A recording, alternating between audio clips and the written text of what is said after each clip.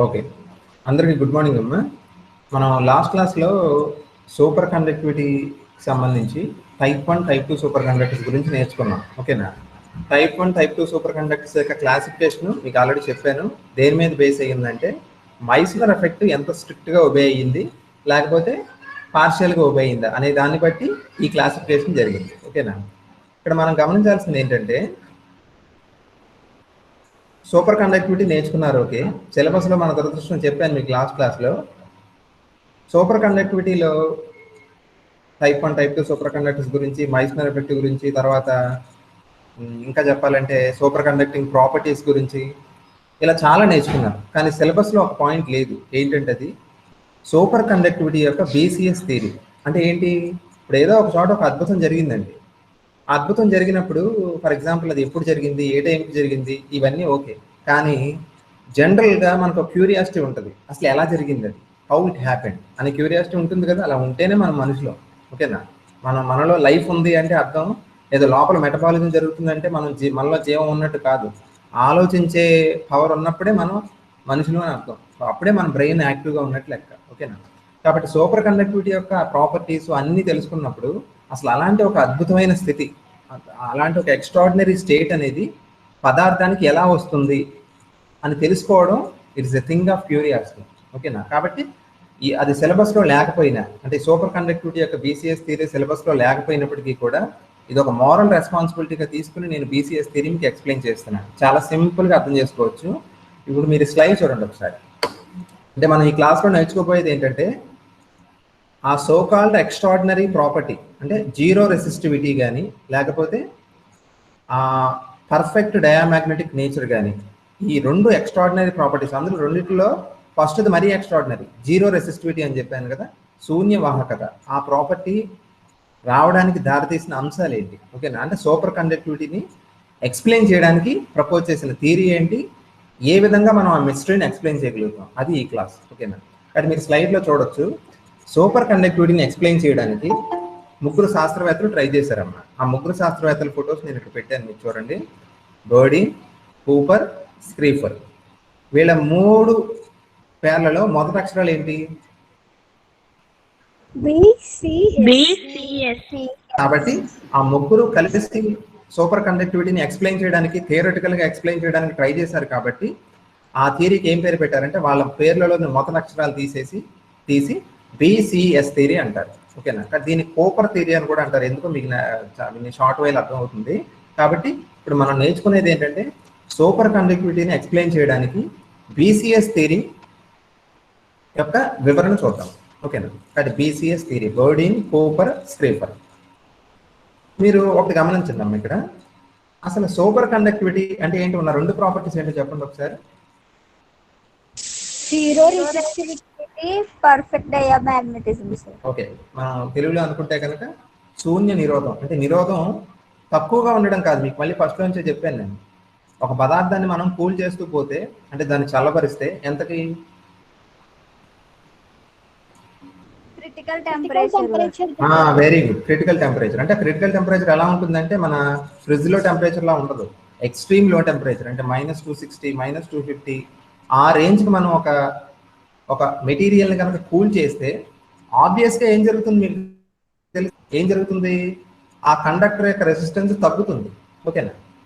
తగ్గుతుంది కానీ జీరో అవ్వదు.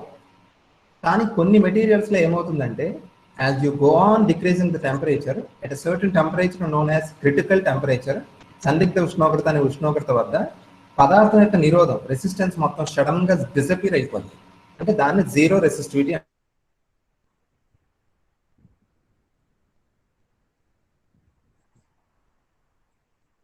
పర్ఫెక్ట్ మ్యాగ్నెట్ ఎక్స్ప్లెయిన్ చేయగలం. అసలు పదార్థానికి నిరోధం స్వల్పంగా ఉండడం కాకుండా అసలు జీరో ఎలా అయిపోద్ది అన్న సోకాల్ విషయాన్ని మనం అర్థం చేసుకోవాలంటే ఫస్ట్ మీకు ఏం తెలియాలంటే అసలు రెసిస్టెన్స్ అంటే ఏంటో తెలియాలి. అసలు నిరోధం అంటే ఏంటి మైక్రోస్కోపిక్గా. ఓకేనా? అఫ్ కోర్స్ నిరోధం అంటే ఓమ్స్లో కొలుస్తారు సార్. కండక్టర్స్కి నిరోధం తక్కువ ఉంటుంది, వేరే ఇన్సులేటర్స్కి ఏమో ఎక్కువ ఉంటుంది. ఇవన్నీ కాదు. అసలు రెసిస్టెన్స్ అంటే ఏంటి మైక్రోస్కోపిక్గా సబటామిక్ పాయింట్ ఆఫ్ వ్యూలో చూస్తే అసలు రెసిస్టెన్స్ అనేది ఒక మెటీరియల్కి ఎందుకు ఉంటుంది అనేది క్లియర్గా అర్థం కావాలి. రెసిస్టివిటీ అంటే ఏంటో అర్థమైతే అప్పుడు అది ఎప్పుడు జీరో అవుతుందో క్లారిటీగా అర్థం అవుతుంది. ఓకేనా? కాబట్టి మీకు ఒకసారి ప్రెజెంటేషన్ చూడండి. వాట్ ఈజ్ రెసిస్టెన్స్, ఫస్ట్ అది అర్థం చేసుకుందాం. అసలు నిరోధం అంటే ఏంటో అర్థం చేసుకుందాం. రెసిస్టెన్స్ అంటే ఏంటంటే ఇక్కడ నేను చూడండి, నేను హైలైట్ చేసి చూపించాను. Collisions of electrons with lattice ions. ఇప్పుడు మీకు చూడండి, ఒక బెస్ట్ కండక్టర్ చెప్పండి ఏదన్నా. Silver sir. చెప్పాను మీకు కండక్టర్స్ అన్నింటిలో కల్లా తక్కువ రెసిస్టెన్స్ ఉన్న పదార్థం సిల్వర్. సిల్వర్ అంటే ఏంటి, అది క్రిస్టలైన్ స్టేట్ లో ఉంటుందా, అమార్ఫస్ స్టేట్ లో ఉంటుందా, స్ఫటిక స్థితిలో ఉంటుందా, రూపరహిత స్థితిలో ఉంటుందా? చెప్పండి. మనకి ఇవన్నీ కూడా మెటల్స్ కదమ్మా, సిల్వర్ కానీ అల్యూమినియం కానీ లేకపోతే గోల్డ్ కానీ కాపర్ కానీ ఇవన్నీ మెటల్సే కదా. మెటల్స్ అనేవి క్రిస్టల్ స్టేట్ లో ఉంటాయా, అమార్ఫస్ స్టేట్ లో ఉంటాయా? Crystal sir. తెలుసా మీకు? అంత ఆలోచించకూడదండి. మీకు సాలిడ్స్ 2 రకాల స్టేట్స్ లో ఉంటాయని చెప్తారు. ఒకటి క్రిస్టలైన్ స్టేట్, రెండోది అమార్ఫస్ అంటారు. మీరు సాల్ట్ అనాలిసిస్ చేస్తున్నప్పుడు కెమిస్ట్రీ ల్యాబ్ లో ఫస్ట్ అదే రాస్తారు కదా, అది స్ఫటికమా రూపరహితమా అని రాస్తారు, అంతే కదా. కానీ మీకు ఒక విషయం తెలిసే ఉంటుంది, అసలు 2 స్థితులు కాదండి. క్రిస్టల్ అమార్ఫస్ కాదు, క్వాజీ క్రిస్టల్ స్ట్రక్చర్ అని ఇంకోటి ఉంటుంది, దాన్ని పాలీ క్రిస్టల్ అని కూడా అంటారు. ఓకేనా? బ్రాడ్ గా చెప్తే 3 రకాలు అనమాట సాలిడ్స్. ఏంటి? Crystals, amorphous, quasi crystalline or polycrystallines అంటారు. ఓకేనా? కాబట్టి మనం గమనించాల్సింది ఏంటంటే, ఎక్కువ సందర్భాల్లో సాలిడ్స్ ఏ స్టేట్ లో ఉంటాయి, క్రిస్టల్ స్టేట్ లో ఉంటాయి. ఓకేనా? ఎస్పెషల్లీ మెటల్స్ చూసాను. ఇప్పుడు మనం తీసుకున్న ఎగ్జాంపుల్ సిల్వర్, అది కండక్టర్ కదా, అది ఏ స్టేట్ లో ఉంటుంది, క్రిస్టల్ స్టేట్ లో ఉంటుంది. స్ఫటికానికి ఉండే లక్షణం ఏంటో చెప్పండి. క్రిస్టల్ అంటే ఏంటి, పరమాణువులు ఎలా అమరి ఉంటాయి, ఆటమ్స్ ఎలా అరేంజ్మెంట్ ఎలా ఉంటుంది. వెరీ గుడ్, ఆ పదం ఇంపార్టెంట్. క్రిస్టల్ అనగానే ఒక పదం వచ్చేయాలి అంటే ordered. Ordered arrangement. Ordered arrangement ఏం లేదు, ఒక తాపి మేస్త్రి ఒక గోడ కట్టేటప్పుడు ఇటుకలను చూడండి ఎంత పద్ధతిగా పెడతాడు. ఇటుకలు అంటే ఆటమ్స్ అనమాట. డిజార్డర్డ్ గా కింద పడేసినట్టు పెట్టాడు కదా గోడలో. ఒక ఇటుగా, దాని తర్వాత కొంచెం గ్యాప్ ఇచ్చి మళ్ళీ ఇంకో ఇటుగా, అలాగా అమర్చుకుంటూ వెళ్తాడు. Ordered arrangement of bricks is nothing but a wall. అదేవిధంగా ఏ పదార్థంలో ఉండేవి ఆటమ్సే కదా. కాబట్టి క్రిస్టలైన్ స్టేట్ లో ఉన్నప్పుడు పదార్థం ఆటమ్స్ ఎలా అరేంజ్ అయ్యి ఉంటాయి అంటే, ఇప్పుడు మీకు కింద ఒక ఇమేజ్ చూడండి, ఇక్కడ ప్లస్ ప్లస్ ప్లస్ అని బ్లూ కలర్ బాల్స్ కనిపిస్తున్నాయి. ఏంటవి? ప్రోటాన్స్. ప్రోటాన్స్ కాదండి. ఇప్పుడు మీకు ఇది సిల్వర్ అనుకోండి, ఈ సిల్వర్ కండక్టర్ లో ఏముంటాయి, ఆటమ్స్ ఉంటాయి కదా. ఓకేనా? సిల్వర్ ఆటమ్స్ అనుకోండి వీటిని. ఈ సిల్వర్ ఆటమ్స్ ఎలా అమరి ఉంటాయి, మీరే చెప్పారు కదా. క్రిస్టల్ అంటే ఏమని చెప్పారు అర్థం, ఆర్డర్డ్ అరేంజ్మెంట్. ఒక క్రమ పద్ధతిలో పరమాణువులు అమరి ఉంటాయా లేదా. కాబట్టి క్రమ పద్ధతి అంటే ఇదే కదా. మీకు బాగా తెలుస్తుంది, ఎవరికి, గర్ల్ స్టూడెంట్స్ బాగా తెలుస్తుంది. మీరు ముగ్గులు వేసేటప్పుడు చుక్కలు పెడతారు కదా, ఆ చుక్కలు ఎలా పెడతారు, మీ ఇష్టం. అదే డిజార్డర్డ్ గా పెట్టుకుంటే వెళ్తారా, లేదు కదా. ఆ డాట్స్ ని ఒక క్రమ పద్ధతిలో పెంచుకుంటూ వెళ్తారు కదా. కాబట్టి మీరు ఎలాగైతే ఒక ముగ్గేసేటప్పుడు చుక్కలు ఒక క్రమ పద్ధతిలో పెడతారో, ఒక క్రిస్టల్లో, ఒక స్ఫటికంలో ఆటమ్స్ ఎలా అరేంజ్ అయ్యి ఉంటాయి, ఇలాగే అరేంజ్ అయ్యి ఉంటాయి. మీరు అబ్జర్వ్ చేయండి, ఇక్కడ ఒక ఆటమ్ ఉంది ప్లస్, బ్లూ కలర్ బాల్స్ చూడండి అన్న, ఇక్కడ ఒక ఆటమ్ ఉంది ప్లస్, దాని పక్కన చూడండి, దాని పక్కన ఇంకో ఆటమ్ సార్, ఇంకో ఆటమ్, మళ్ళీ అంతే డిస్టెన్స్ లో ఇంకో ఆటమ్. కాబట్టి ఎలా ఉంది చూడండి, గోడలో ఇటుకలు ఉన్నట్టు ఎంత క్రమ పద్ధతిలో ఉన్నాయి చూడండి ఆటమ్స్. ఇలాంటి దాన్ని ఏమంటారంటే క్రిస్టల్ అంటారు. మీరు ఇప్పుడు నన్ను ఏమడగాలి, సార్ ఈ బ్లూ కలర్ బాల్స్ మీద మీరు ప్లస్లు ఎందుకు వేసారని. ఓకేనా? ప్లస్ అంటే ఏ ఛార్జ్, పాజిటివ్ ఛార్జ్ ఉన్నట్టు కదా. ఎందుకు ఈ ఆటమ్స్ కి పాజిటివ్ ఛార్జ్ ఉంది అంటే, ఎందుకు చెప్పండి, మీరే చెప్పండి. ఒక ఒక ఒక ఎంటిటీకి పాజిటివ్ ఛార్జ్ ఎప్పుడు వస్తుంది చెప్పండి. ఎలక్ట్రాన్స్ లాస్ అయినప్పుడు వస్తుంది. Very good. అందుకే కదా మనం ఆల్ఫా పార్టికల్ అంటే He+2 అని రాస్తాం. +2 అని ఎందుకు రాసాం పైన, అది 2 ఎలక్ట్రాన్స్ ని లాస్ అయింది కాబట్టి. అది కాబట్టి మీకు ఏమవుతుందంటేనేమో, ఒక కండక్టర్ తీసుకున్నప్పుడు కండక్టర్స్ లో ఆటమ్స్ అనేవి పీరియాడిక్ గా ఆర్డర్డ్ గా అరేంజ్ అయ్యి ఉంటాయి, ఇలాగే మీరు చూస్తున్నట్టు. కానీ ఇప్పుడు మీరు మీరు ప్రశ్న అడుగుతాను, చెప్పండి. కొన్ని పదార్థాలేమో కండక్టర్స్ లా ఉంటున్నాయి, కొన్ని పదార్థాలేమో ఇన్సులేటర్స్ లా ఉంటున్నాయి. ఎందుకని ఆ తేడా ఎందుకు చెప్పండి. అసలు ఎలక్ట్రిసిటీ అంటే ఏంటి చెప్పండి. అసలు మనకి బేసిక్ గా ఎల్ఏ క్లాసెస్ లో 8th, 9th, 10th లో విద్యుత్ కు నిర్వచనం చెప్తారు. ఏంటి నిర్వచనం అది? Flow of electrons. Very good. స్వేచ్ఛ ఎలక్ట్రాన్ల ప్రవాహాన్ని విద్యుత్ అంటారు. స్వేచ్ఛ ఎలక్ట్రాన్లు, స్వేచ్ఛ అనే పదం ఇంపార్టెంట్ అక్కడ. Electricity is nothing but the flow of free electrons. అంటే ఎలక్ట్రాన్స్ లో రకాలు ఉంటాయా, ఫ్రీ ఎలక్ట్రాన్స్ అని, వ్యాలెన్స్ ఎలక్ట్రాన్స్ అని రకాలు ఉంటాయి. ఐడియా ఉందిగా మీకు, తెలుసుగా. ఇప్పుడు ఒక ఆటమ్ చూస్తున్నప్పుడు ఆటమ్ కి మధ్యలో ఏముంటుంది, న్యూక్లియస్ ఉంటుంది. ఓకేనా? న్యూక్లియస్ చుట్టూ ఎలక్ట్రాన్స్ ఏం చెప్పాను, కొన్ని క్వాంటైజ్డ్ ఆర్బిట్స్ లో రివాల్వ్ అవుతూ ఉంటాయని చెప్పాను కదా, మీకు గుర్తుంది కదా. ఆర్బిట్స్ ని KLM కర్పరాలు అంటారు. ఓకేనా. ఫర్ ఎగ్జాంపుల్ ఫస్ట్ ఆర్బిట్ లో ఉన్న ఎలక్ట్రాన్ న్యూక్లియస్ కి దగ్గరగా ఉంటుంది, తెలుసుగా మీకు. Yes sir. క్లాస్ రూమ్ ని ఆటం అనుకోండి, లెక్చరర్ నేమో న్యూక్లియస్ అనుకోండి. న్యూక్లియస్ ఎలాగైతే ఎలక్ట్రాన్స్ ని అట్రాక్ట్ చేసి ఉంచుద్దో, క్లాస్ లో లెక్చరర్ ఏం చేస్తాడు, స్టూడెంట్స్ అందరినీ అట్రాక్ట్ చేస్తాడు తన లెక్చర్ ద్వారా, అంతే కదా. ఇప్పుడు ఫస్ట్ బెంచ్ లో ఉన్న స్టూడెంట్స్ ఏమో K కర్పూరంలో ఉన్న ఎలక్ట్రాన్స్ లాంటి వాళ్ళు.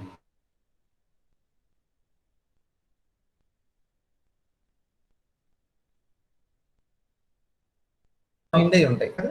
ఫస్ట్ బెంచ్ లో అంటే స్టూడెంట్స్ ఉండదు, ఫ్రీడమ్ ఉండదు, కావలిస్తే పడుకోవడానికి లేకపోతే అటు ఇటు చూడటానికి అవకాశం ఉండదు, అంతే కదా. కాబట్టి అని తర్వాత సెకండ్ బెంచ్కి వెళ్ళామనుకో, అంటే సెకండ్ ఆర్బిట్ N=2 L కర్పూరం, అందులో ఎలక్ట్రాన్స్ న్యూక్లియస్ కి కొంచెం దూరంగా ఉంటాయి. అలా మనం అలా వెళ్తూ ఉంటే అవుటర్ మోస్ట్ ఆర్బిట్ అంటే ఒకటి ఉంటుంది కదా, బాహ్య కర్పూరం. అంటే ఏంటి, లాస్ట్ బెంచ్ లో ఉన్న స్టూడెంట్. లాస్ట్ బెంచ్ లో ఉన్న స్టూడెంట్కి ఉన్నంత ఫ్రీడమ్ ఎవరికి ఉండదు ప్రపంచంలో, ఓకేనా. జనరల్ గా లెక్చరర్ దూరంగా ఉంటాడు కదా ఆ బెంచ్ లో ఉన్న స్టూడెంట్ కి. అదే విధంగా న్యూక్లియస్ ఏమవుతుంది, ఆ న్యూక్లియస్ భాషలో చెప్పాలంటే అవుటర్ మోస్ట్ ఎలక్ట్రాన్ మీద న్యూక్లియస్ యొక్క ఎఫెక్ట్ తక్కువ, అంటే దాని అట్రాక్షన్ తక్కువ కదా. అప్పుడు ఏమవుతుందంటే మనం గనక కొంచెం ఎనర్జీని ఇవ్వగలిగితే, ఎవరికి చెప్పండి, ఎవరికి ఎనర్జీ, అవుటర్ మోస్ట్ ఆర్బిటాలిక్ సార్. అవుటర్ మోస్ట్ ఆర్బిట్ లో అంటే అర్థం ఏంటి, న్యూక్లియస్ కి దూరంగా ఉన్న కర్పూరం కదా, అందులో ఉన్న ఎలక్ట్రాన్ మీద న్యూక్లియస్ అట్రాక్షన్ తక్కువ ఉంటుందా ఎక్కువ ఉంటుందా, తక్కువ ఉంటుంది సార్. కాబట్టి మనం ఏం చేయొచ్చు, ఇప్పుడు లాస్ట్ బెంచ్ లో ఉన్న స్టూడెంట్ ఏం చేయొచ్చు అంటే కొంచెం ధైర్యం చేస్తే, ధైర్యం అంటే ఎనర్జీ, కొంచెం ధైర్యం చేస్తే వాడు ఆ వెనకాల ఉన్న డోర్ నుంచి బయటకు వెళ్ళిపోవచ్చుగా. Yes sir. Okay, last bench లో కూర్చున్నంత సేపు వాడు ఒక బందీ కింద లెక్క కదా, అంతే కదా. వాడు న్యూక్లియస్ కి బైండ్ అయిపోయాడు, లెక్చరర్ కి అతుకుపోయాడు, అంతే కదా. లెక్చరర్ కి యొక్క గ్రావిటీలో ఉన్నాడు వాడు, అంతే కదా. కాబట్టి వాడిని ఏమనాలి, వ్యాలెన్స్ ఎలక్ట్రాన్ అనాలి. వ్యాలెన్స్ ఎలక్ట్రాన్ అంటే ఏంటి, అవుటర్ మోస్ట్ ఆర్బిట్ లో ఉన్న ఎలక్ట్రాన్ ఏమంటారండి, వ్యాలెన్స్ ఎలక్ట్రాన్ అంటారు. Balance electron. ఇప్పుడు వాడు కనుక ధైర్యం చేసి ఆ క్లాస్ నుంచి బయటకు వెళ్ళిపోతే వాడు ఏం చేయొచ్చు, ఫ్రీగా క్యాంపస్ మొత్తం తిరగచ్చా లేదా, ఎస్ సార్. అంతే కదా. ఇప్పుడు వాడు అవుటర్ మోస్ట్ ఎలక్ట్రాన్ అంటే లాస్ట్ బెంచ్ లో ఉన్నంతసేపు వాడిని ఏమనకూడదు, మనం ఫ్రీ ఎలక్ట్రాన్ అని అనకూడదు. ఎందుకు అనకూడదు, న్యూక్లియస్ తో బాండ్ అయి ఉంది కాబట్టి. అంతే కదా. వాడు తిరగలడా, కనీసం ముందుకి వెనక్కి కాదు కదా, మొహం అటు ఇటు కూడా తిప్పలేడు, అంతే కదా. కానీ వాడు కొంచెం ఎనర్జీ తీసుకొని క్లాస్ రూమ్ నుంచి బయటికి వెళ్తే అప్పుడు వాడు ఇష్టం వచ్చినట్టు వాడు మొత్తం క్యాంపస్ అంతా తిరగచ్చా లేదా, అంటే వాడు ఎలా మారాడు, వ్యాలెన్స్ ఎలక్ట్రాన్ కాస్త ఎలా మారింది అప్పుడు, ఫ్రీ ఎలక్ట్రాన్. సేమ్ ఇదే జరుగుతుందమ్మా ఆటంలో. కాబట్టి ఏమవుతుందంటే ఈ సోకాల్డ్ సిల్వర్ ఆటమ్స్ లో అవుటర్ మోస్ట్ ఎలక్ట్రాన్స్ ఉంటాయి చూసారా, అంటే వాటిని ఏమంటాం మనం, ఏ పేరుతో పిలుస్తాం చెప్పండి, అవుటర్ మోస్ట్ ఎలక్ట్రాన్స్ ఏమంటారు, valency electrons sir. Very good. Balance electron. ఆ వ్యాలెన్స్ ఎలక్ట్రాన్స్ కి మనం కొంచెం ఎనర్జీ ఇవ్వగలిగితే అవి ఎలా మారుతాయి అంటే ఆ న్యూక్లియస్ నుంచి ఎస్కేప్ అయ్యి, అంటే ఆటమ్ నుంచి బయటకు వచ్చేస్తాయి, ఓకేనా. న్యూక్లియస్ అట్రాక్షన్ నుంచి ఎస్కేప్ అయ్యి ఏమవుతుంటాయి, ఇప్పుడు ఫ్రీ అవుతుంటాయి కదా, ఫ్రీ ఎలక్ట్రాన్స్. ఫ్రీ ఎలక్ట్రాన్స్ అంటే ఏం చేస్తాం, ఇందాక స్టూడెంట్ క్యాంపస్ మొత్తం ఎలా అయితే తిరగలడో, ఇప్పుడు ఈ ఫ్రీ ఎలక్ట్రాన్ గా మారిన ఈ సోకాల్డ్ ఎలక్ట్రాన్ కూడా ఏం చేయగలదు, ఆ మెటల్ మొత్తం తిరగచ్చా లేదా అది. Yes sir. ఇందాక ఎలక్ట్రిసిటీ అంటే నేను ఏమని చెప్పాను, ఫ్రీ ఫ్లో ఆఫ్ ఎలక్ట్రాన్స్. స్వేచ్ఛ ఎలక్ట్రాన్ల ప్రవాహం అంటే ఫ్లో ఆఫ్ ఫ్రీ ఎలక్ట్రాన్స్, అంతే కదా. ఇప్పుడు ఏ ఎలక్ట్రాన్స్ కరెంట్ మోసుకెళ్తే చెప్పండి, వ్యాలెన్స్ ఎలక్ట్రాన్సా ఫ్రీ ఎలక్ట్రాన్సా, ఫ్రీ ఎలక్ట్రాన్స్. వ్యాలెన్స్ ఎలక్ట్రాన్స్ ఎందుకు ఎలక్ట్రిసిటీ మోసుకెళ్ళలేవు, అవి న్యూక్లియస్ తో న్యూక్లియస్ తో బాండ్ అయి ఉంటాయి attract అయి కాబట్టి. ఉంటాయి కదా సార్. అంతే కదా. ఇప్పుడు క్లాస్ రూమ్ లో లాస్ట్ బెంచ్ లో ఉన్న పిల్లోడు ఎందుకు కదలలేడంటే లెక్చరర్ అట్రాక్షన్ ఉంది వాడి మీద, తిడతాడు కదా లెక్చరర్. కాబట్టి మనకి ఒక మెటీరియల్ మనకి కండక్టర్ అవ్వాలి అంటే అందులో ఏ ఎలక్ట్రాన్స్ ఉండాలి, ఫ్రీ ఎలక్ట్రాన్స్ సార్. అందరికి అర్థమవుతుందమ్మా, ఒకళ్ళే రెస్పాండ్ అవుతున్నారు, అర్థమవుతుంది కదా, పాయింట్ అర్థమైంది కదా. మనకి కరెంట్ని మోసుకెళ్ళాలి అంటే ఎలక్ట్రాన్స్ ఎలా ఉండగలగాలి, ఫ్రీగా మూవ్ అయ్యేలా ఉండాలి, అంతే కదా. వైర్లో ఒక చివరి నుంచి ఇంకో చివరికి ఎలక్ట్రాన్స్ మూవ్ అయ్యేలా ఉండాలి. అంటే ఏ ఎలక్ట్రాన్స్ ఆ పని చేయగలవు, ఫ్రీ ఎలక్ట్రాన్సే కదా. స్వేచ్ఛ ఎలక్ట్రాన్లు మాత్రమే అలా మూవ్ అవ్వగలవు. అంటే ఒక మెటీరియల్ కండక్టర్ ఎందుకు అవుతుంది, ఇంకో మెటీరియల్ ఇన్సులేటర్ ఎందుకు అవుతుంది అంటే, ఇప్పుడు చెప్పండి, మనకి సోకాల్డ్ రబ్బరు చెప్పారు కదా, వుడ్, ఇవన్నీ ఇన్సులేటర్స్ ఎందుకు అవుతున్నాయి చెప్పండి ఇప్పుడు. అందులో ఫ్రీ ఎలక్ట్రాన్స్ ఫ్లో ఉండొచ్చు. మీరు అందుకే మిమ్మల్ని చాలా చిన్నపిల్లలు డౌట్లు అడుగుతారు, ఇప్పుడు ఏ పదార్థంలో అయినా యాటమ్స్ ఉంటాయి కదా, అందులోనూ ఎలక్ట్రాన్స్ ఉంటాయి కదా, అన్నిట్లోనూ ఎలక్ట్రాన్స్ ఉంటాయి. మరి అన్నిట్లోనూ ఎలక్ట్రాన్స్ ఉన్నప్పుడు ఎందుకు కొన్ని పదార్థాలే కరెంటుని మోసుకెళ్తున్నాయి, కొన్ని పదార్థాలు ఎందుకు కరెంటుని బ్లాక్ చేస్తున్నాయి అని అడుగుతారు. దానికి ఆన్సర్ ఏంటి? ఇదే, కరెంటుని మోసుకెళ్ళాలి అంటే కావాల్సింది ఏంటి? ఫ్రీ ఎలక్ట్రాన్స్ కావాలి, స్వేచ్ఛ ఎలక్ట్రాన్లు కావాలి, అంతేగాని వ్యాలెన్స్ ఎలక్ట్రాన్లు కాదు. ఓకేనా? కాబట్టి ఇప్పుడు చెప్పండి మీరు, ఎందుకు సిల్వర్ కండక్టర్, ఎందుకు రబ్బరు ఇన్సులేటర్? చెప్పండి. సిల్వర్లో ఏమవుతుంది? ఫ్రీ ఎలక్ట్రాన్స్ ఫ్లో ఉంటుంది సార్. ఫ్రీ ఎలక్ట్రాన్స్ ఫ్లో అవడం పక్కన పెట్టండి, సిల్వర్లో ఫ్రీ ఎలక్ట్రాన్స్ ప్రొడ్యూస్ అవుతుంది. Yes sir. ఓకేనా? సిల్వర్లో దాని అటామిక్ అరేంజ్మెంట్ స్ట్రక్చర్ ఏం చేస్తుందంటే, ప్రతి ఆటం నుంచి ఒకటో రెండో ఎలక్ట్రాన్స్ ఏమవుతాయి? రిలీజ్ అవుతుంది. మారుతాయి, ఫ్రీ ఎలక్ట్రాన్స్ గా మారుతాయి. కాబట్టి మీరు గమనించాల్సింది ఒకటే, ఒక మెటీరియల్ మంచి కండక్టర్ అయిందంటే అర్థం ఏంటంటే అందులో ఫ్రీ ఎలక్ట్రాన్స్ ఎక్కువ ఉన్నట్టు అర్థం. ఓకేనా? సో కండక్టివిటీ చెప్పండి. ఇప్పుడు ఎనర్జీ ఇవ్వడం వల్ల వ్యాలెన్సీ ఎలక్ట్రాన్స్ ఫ్రీ ఎలక్ట్రాన్స్ కింద అవి కరెంట్ సప్లై చేస్తాయి అంటున్నారు కదా సార్. అవునమ్మా. అలాగే ఇప్పుడు రబ్బర్ లాంటి మెటీరియల్ కూడా ఎనర్జీ ఇస్తే అవి ఫ్రీ ఎలక్ట్రాన్స్ ని ప్రొడ్యూస్ చేయలేవా సార్? వెరీ గుడ్, నువ్వు అడిగింది కరెక్టే. కాకపోతే ఇప్పుడు గమనించు, మనం సోకాల్డ్ రబ్బర్ అన్నది చూసావా, అందులో కూడా బ్యాలెన్స్ ఎలక్ట్రాన్స్ ఉంటాయి. నువ్వు అన్నది కరెక్టే, వాటికి కూడా మనం ఎనర్జీ ఇవ్వచ్చు. ఎనర్జీ ఇస్తే అవి ఎలా మారుతాయి నీ లాజిక్ ప్రకారం? ఫ్రీ ఎలక్ట్రాన్స్ కింద మారుతాయి సార్. కానీ ప్రాబ్లం ఏంటంటే మనం ఎంత ఎనర్జీ ఇస్తే అది ఫ్రీ ఎలక్ట్రాన్ గా మారద్ది అనే విషయం కూడా ఇంపార్టెంటే కదా. మనకి ఇన్సులేటర్స్ లో మీకు band theory of semi conductors అని ఒకటి ఉంది, బ్యాండ్ థియరీ ఆఫ్ ఇదని. అందులో ఏం చెప్తారంటే బ్యాలెన్స్ బ్యాండ్ అని కండక్షన్ బ్యాండ్ అని రెండు ఉంటాయి అన్నమాట. ఈ రెండింటికి మధ్య కొంత ఎనర్జీ గ్యాప్ ఉంటుంది. మనం ఇన్సులేటర్స్ లో పరిస్థితి ఏంటంటే బ్యాలెన్స్ ఎలక్ట్రాన్ ని ఫ్రీ ఎలక్ట్రాన్ గా మార్చాలి అంటే ఎనర్జీ సప్లై చేయాలి కదా, ఆ ఎనర్జీ చాలా ఎక్కువ ఇవ్వాలన్నమాట. అంత ఎనర్జీని మనం సప్లై చేయలేం. ఓకేనా? వేరస్ కండక్టర్స్ లో ఏమవుతుంది తెలుసా? ఏమవుతుంది కండక్టర్స్ లో? బ్యాలెన్స్ ఎలక్ట్రాన్ ని ఫ్రీ ఎలక్ట్రాన్ గా మార్చడానికి మనం ఎక్కువ ఎనర్జీ ఇవ్వక్కర్లా, కొంచెం ఎనర్జీ ఇస్తే చాలు. అంటే మీరు ఒకటే పాయింట్, నువ్వు అడిగిన ప్రశ్నకి సమాధానం ఏంటంటేనమ్మా, ఆ ఎనర్జీ గ్యాప్ అనేది ఇన్సులేటర్స్ లో ఎక్కువ ఉంటుంది. అందువల్ల నువ్వు ఇన్సులేటర్స్ లో ఫ్రీ ఎలక్ట్రాన్స్ ప్రొడ్యూస్ చేయాలి అంటే నువ్వు చాలా ఎక్కువ ఎనర్జీ సప్లై చేయాలి. That is not possible. So అవి బ్యాలెన్స్ ఎలక్ట్రాన్లు గానే ఉంటాయి తప్ప ఫ్రీ ఎలక్ట్రాన్స్ ఉండవు. ఉండవంటే అసలు ఉండవని కాదు, చాలా తక్కువ ఉంటాయి. అర్థమైందమ్మా యశస్వి? అంటే ఎనర్జీ గ్యాప్ ఎక్కువ ఇందులో ఇన్సులేటర్స్ లో, ఇందులో ఎనర్జీ గ్యాప్ తక్కువ. అర్థమైంది పాయింట్? అంటే దీన్ని సరదాగా మా స్టూడెంట్స్ పాయింట్ ఆఫ్ వ్యూలో చెప్తే ఎలా చెప్పొచ్చు అంటే, ఇప్పుడు మళ్ళాంటి క్లాస్ రూమ్స్ లో 2 డోర్స్ ఉన్నాయి అనుకోండి, బ్యాక్ డోర్ నుంచి వెళ్ళిపోవచ్చు స్టూడెంట్, అప్పుడు ఎక్కువ ఎనర్జీ అక్కర్లా, అలా కొంచెం అలా వెళ్ళిపోతే చాలు. ఇన్ కేస్ క్లాస్ రూమ్ లో మీ దురదృష్టం వల్ల ఒక డోరే ఉందండి, ఆ డోర్ కూడా లెక్చరర్ పక్కనే ఉంది, అప్పుడు ఫస్ట్ బెంచ్ లో ఉన్న ఎలక్ట్రాన్ లాస్ట్ బెంచ్ లో ఉన్న ఎలక్ట్రాన్ ఒకటే. లాస్ట్ బెంచ్ లో ఉన్న ఎలక్ట్రాన్ పారిపోవాలన్నా లెక్చరర్ ముందు నుంచి వెళ్ళాలి కదా, అప్పుడు ఆడు ఎంత ధైర్యం చేయాలి చెప్పండి? చాలా ధైర్యం చేయాలి. అంటే అంత ఎనర్జీ వాడు, అంత ధైర్యం వాడు తెచ్చుకోలేడు. అందువల్ల వాడు ఎలా ఉండిపోతాడు? బ్యాలెన్స్ ఎలక్ట్రాన్ లాగే ఉండిపోతాడు. ఇష్టం ఉన్నా లేకపోయినా తలూపుతాడు, నటిస్తాడు, లెసన్ అన్నట్టు, అంతే కదా. సో సింపుల్ అమ్మా, ఏ పదార్థంలో అయితే ఫ్రీ ఎలక్ట్రాన్స్ ఎక్కువ ఉంటాయో, అర్థమైంది పాయింట్? ఏ పదార్థంలో అయితే స్వేచ్ఛ ఎలక్ట్రాన్లు ఎక్కువ ఉంటాయో ఆ పదార్థాలు ఎలా బిహేవ్ చేస్తాయి? కండక్టర్స్ కింద. Very good. ఎందులో అయితే ఫ్రీ ఎలక్ట్రాన్స్ అవైలబిలిటీ తక్కువ ఉంటుందో అవి ఎలా బిహేవ్ చేస్తాయి? ఇన్సులేటర్స్ లా బిహేవ్ చేస్తాయి. క్లారిటీ వచ్చింది కదా? ఓకేనా? కాబట్టి ఇప్పుడు మీరు ఈ డయాగ్రామ్ చూడండి ఒకసారి. ఇప్పుడు ప్లస్లు ఎందుకు వచ్చినాయి అర్థమైందా మీకు? ఈ ప్లస్లు ఏంటి? యాక్చువల్ గా ఆటమ్స్. దీన్ని ఏమంటారో తెలుసా మీకు? లాటిస్ అంటారు, స్ఫటిక జాలకం అంటారమ్మా, క్రిస్టల్ లాటిస్. ఓకేనా? క్రిస్టల్లో ఆటమ్స్ ఎలా ఉంటాయి అంటే ఇలాగే ఉంటాయి, పీరియాడిక్ గా ఆర్డర్డ్ గా ఉంటాయి. వీటికి ప్లస్ చార్జ్ ఎందుకు వస్తుందంటే ఇప్పుడు నేను చెప్పినట్టు ఈ ప్లస్ ఉన్న ఆటమ్ లోంచి, అంటే ఆ సోకాల్ సిల్వర్ ఆటమ్స్ లోంచి ఒక ఎలక్ట్రాన్ ఏమైంది? రిలీజ్ అయింది. అంటే ఒక బ్యాలెన్స్ ఎలక్ట్రాన్ ఎలా మారింది? ఫ్రీ ఎలక్ట్రాన్ లా మారింది. అదే మీరు చూస్తున్న ఇక్కడ రెడ్ కలర్ లో చూస్తున్నారు చూసారా, ఆ ఎలక్ట్రాన్ ఏ ఎలక్ట్రాన్? అది ఫ్రీ ఎలక్ట్రాన్. అది అదేమవుతుంది? కావలిస్తే ఈ మెటల్ అంతా, క్యాంపస్ అంతా స్టూడెంట్ తిరిగినట్టు అది ఈ మెటల్ అంతా ఎలా పడితే అలాగా తిరగచ్చా లేదా? కాబట్టి మీకు ఈ క్రిస్టల్ లాటిస్ లో, స్ఫటిక జాలకంలో మనకి పాజిటివ్ అయాన్స్ ఉంటాయి, తర్వాత ఏముంటాయి? నెగిటివ్ ఛార్జ్ ఉన్న ఎలక్ట్రాన్స్ ఉంటాయి.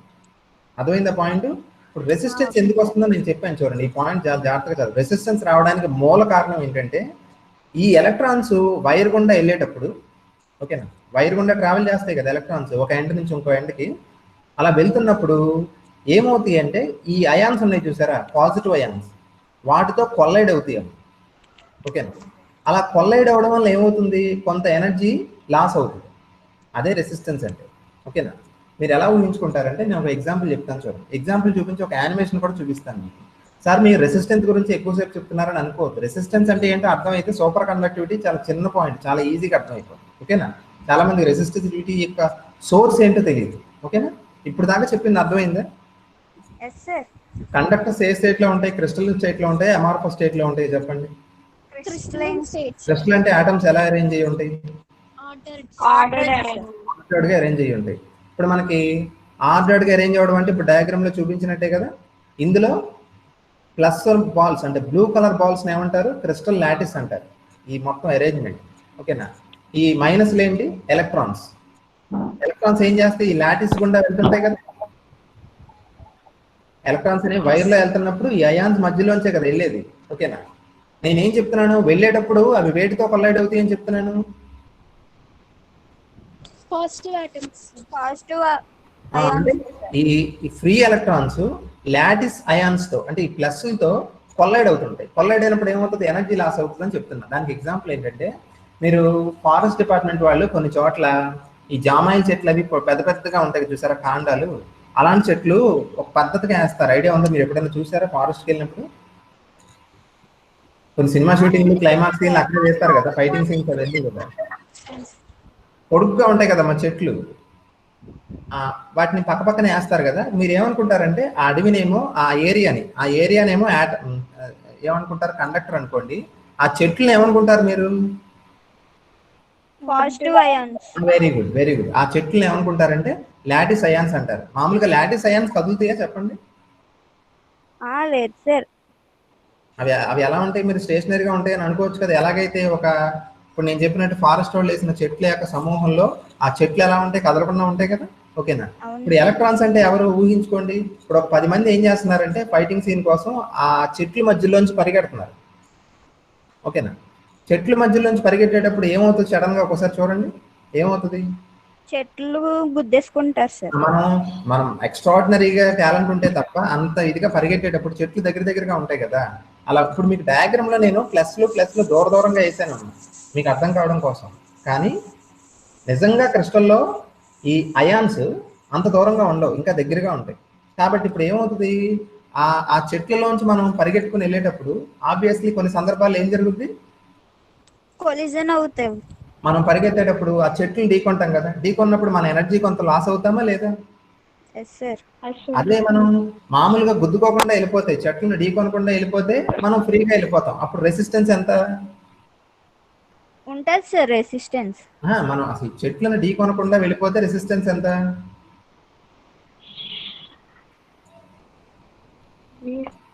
ఆ చెట్ల గుండా వెళ్ళేటప్పుడు మనం చెట్లను అసలు ఢీకొనకుండా వెళ్ళిపోయాం, మధ్యలోంచి ఖాళీలోంచి వెళ్ళిపోయాం. రెసిస్టెన్స్ ఎంత అప్పుడు? 0 సార్. అలా జరుగుతుందా, అలా జరిగే అవకాశం ఉందా? లేదు. ఎందుకని, మనం పరిగెట్టేటప్పుడు ఖచ్చితంగా అంత స్ట్రైట్ లైన్ లో పరిగెట్టలేం కదా. వెళ్ళేటప్పుడు ఆ చెట్లన్నీ దగ్గరగా ఉంటాయి కాబట్టి మనం ఖచ్చితంగా చెట్లను ఢీకొనే వెళ్తాం. ఓకేనా? మనం ఎంత ఎక్కువగా ఢీకొంటే అంత ఎక్కువ ఎనర్జీని కోల్పోతాం కదా, అంతేగా పాయింట్. కాబట్టి మీరు అబ్జర్వ్ చేసుకోండి ఇక్కడ. అందుకే రెసిస్టెన్స్ ఎందుకు వస్తుంది అనమాట, మెటీరియల్ కి రెసిస్టెన్స్ ఎందుకు వస్తుందంటే, ఎలక్ట్రాన్స్ అనేవి క్రిస్టల్ గుండా వెళ్ళేటప్పుడు అంటే వైర్ గుండా వెళ్ళేటప్పుడు ఆ వెళ్ళే మార్గంలో ఎలక్ట్రాన్స్ ఏమవుతాయి చెప్పండి. ఇప్పుడు వెళ్ళే మార్గంలో లాటిస్ అయాన్స్ తో కొల్లైడ్ అవుతాయి. కొల్లైడ్ అయినప్పుడు ప్రతి కొలిజన్ లోనూ కొంత ఎనర్జీ ఏమవుతుంది, లాస్ అయిపోద్ది. ఎక్కువ కొలిజన్స్ జరిగినాయి అనుకోండి, అర్థం ఏంటి, ఎక్కువ ఎనర్జీ లాస్ అయినట్టు. అంటే అర్థం ఏంటి, రెసిస్టివిటీ ఎక్కువగా ఉన్నట్టు. అంటే కొలిజన్స్ ఎక్కువ జరిగితే ఎనర్జీ లాస్ ఎక్కువ ఉంటుంది. ఎనర్జీ లాస్ ఎక్కువ ఉంటే అర్థం ఏంటి, ఆబ్వియస్లీ రెసిస్టివిటీ ఎక్కువగా ఉన్నట్టు సార్. అర్థమైందిగా పాయింట్. అంటే సింపుల్ గా చెప్పాలి అంటే రెసిస్టెన్స్ కి మూల కారణం కొలిజన్స్ అన్నమాట. దేనికి మధ్య జరిగే కొలిజన్స్, ఎలక్ట్రాన్స్ లాటిస్ గుండా వెళ్ళేటప్పుడు అవి ఆ సో కాల్డ్ అయాన్స్ తో జరిపే కొలిజన్స్ వలన మనకి ఎనర్జీ లాస్ వస్తుంది. ఆ ఎనర్జీ లాస్ ని మనం రెసిస్టెన్స్ అనుకోవచ్చు. ఓకేనా? కానీ ఇక్కడ మీకు విషయం ఆల్రెడీ తెలుసు ఏంటంటే, ఒక కండక్టర్ ను మనం కూల్ చేస్తూ ఉంటే రెసిస్టెన్స్ ఏమవుతుంది, తగ్గుతుంది సార్. తగ్గుతుంది కదా. ఎందుకు తగ్గుతుందో ఇప్పుడు ఎక్స్ప్లెయిన్ చేయండి చూద్దాం. ఇప్పుడు నేను చెప్పిన మీకు కొన్ని ఇన్పుట్స్ ఇచ్చాను కదా నేను, వీటిని బేసిస్ తీసుకుని ఎవరైనా నాకు టెంపరేచర్ తగ్గిస్తే ఎందుకు రెసిస్టెన్స్ తగ్గుతుందో చెప్పండి. ఆర్డర్ అరేంజ్మెంట్ కదా సార్, అప్పుడు డిజార్డర్ అరేంజ్మెంట్ లో ఉంటాయి సార్. ఎప్పుడు డిజార్డర్డ్ గా ఉంటాయి? హై టెంపరేచర్ లో ఉన్నప్పుడు. కాదు సార్, కూల్ చేసినప్పుడు సార్. కూల్ చేసినప్పుడు డిజార్డర్ గా మారిపోతాయి అమ్మా. అంటే టెంపరేచర్ హై అయినప్పుడే డిసార్డర్ అవుతుంది సార్. కాదు, మీరు అబ్జర్వ్ చేయండి. నేను మీకు ఇందాక ఒక విషయం కావాలని తప్పు చెప్పాను. ఏంటది? ఇప్పుడు మీరు అయాన్స్ని ఎలా ఊహించుకున్నారంటే ఆ చెట్లులాగా ఊహించుకున్నారు, అంతే కదా? Yes sir. చెట్లు ఎలా ఉంటాయి? కదలకుండా ఒక చోట ఉంటాయి. కోర్స్ పైన ఆకులు అవి కదులుతాయి కానీ ఆ బేసిక్ గా రూట్ కదలదు కదా. కానీ మీరు గమనించాల్సింది ఒకటే, ఈ అయాన్స్ మనం ఈ డయాగ్రామ్ లో చూపించినట్టుగా కదలకుండా ఉండవాలి. అవి ఏమవుతుంటాయి అంటే వైబ్రేట్ అవుతూ ఉంటాయి, ముందుకి వెనక్కి ముందుకి వెనక్కి వైబ్రేట్ అవుతుంటాయి.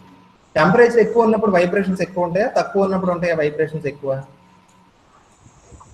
ఎక్కువ ఉన్నప్పుడు ఉంటాయి ఇప్పుడు సార్. టెంపరేచర్ అంటే తెలుసో లేదో? అసలు టెంపరేచర్ అంటే అర్థం ఇంటర్నల్ కైనెటిక్ ఎనర్జీ. అంటే అర్థం ఏంటి?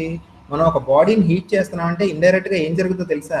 ఆ పదార్థంలో ఉండే యాటమ్స్ వైబ్రేషన్స్ ఏమవుతాయి? పెరుగుతాయి. ఇంకా ఇప్పుడు మీరు ఊహించుకోండి, ఇప్పుడు ఈ లాటిస్ వైబ్రేషన్స్ ఉంటాయి కదా, నేను పైన అదే రాసా. లాటిస్ వైబ్రేషన్స్ టెంపరేచర్స్ బాగా తగ్గించినప్పుడు ఏమవుతాయి చెప్పండి అమ్మా. మనం ఒక కండక్టర్ని తీసుకొని బాగా కూల్ చేసేసామండి, బాగా ఎక్స్ట్రీమ్ లో టెంపరేచర్కి తీసుకెళ్ళాం. అప్పుడు ఈ లాటిస్ యొక్క వైబ్రేషన్స్ ఏమవుతాయి? తగ్గుతాయి సార్. తగ్గుతాయి కదా.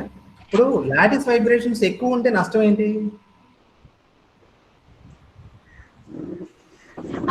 అవి ఎలక్ట్రాన్స్ ని ఫ్రీగా మూవ్ చేయనివ్వవు సార్. మూవ్ చేయనివ్వడం కాదు, మీరు ఊహించుకోండి ఒకసారి. ఇప్పుడు చెట్లు కదలకుండా ఉన్నప్పుడు మీరు వెళ్తున్నప్పుడు అదొక దారి, అప్పుడు కూడా మనం చెట్లను ఢీకొంటాం, రెసిస్టెన్స్ ఉంటుంది కాదంట్లా. అదే చెట్లు ఊగుతున్నాయి అనుకోండి అటు ఇటు, ఓకేనా?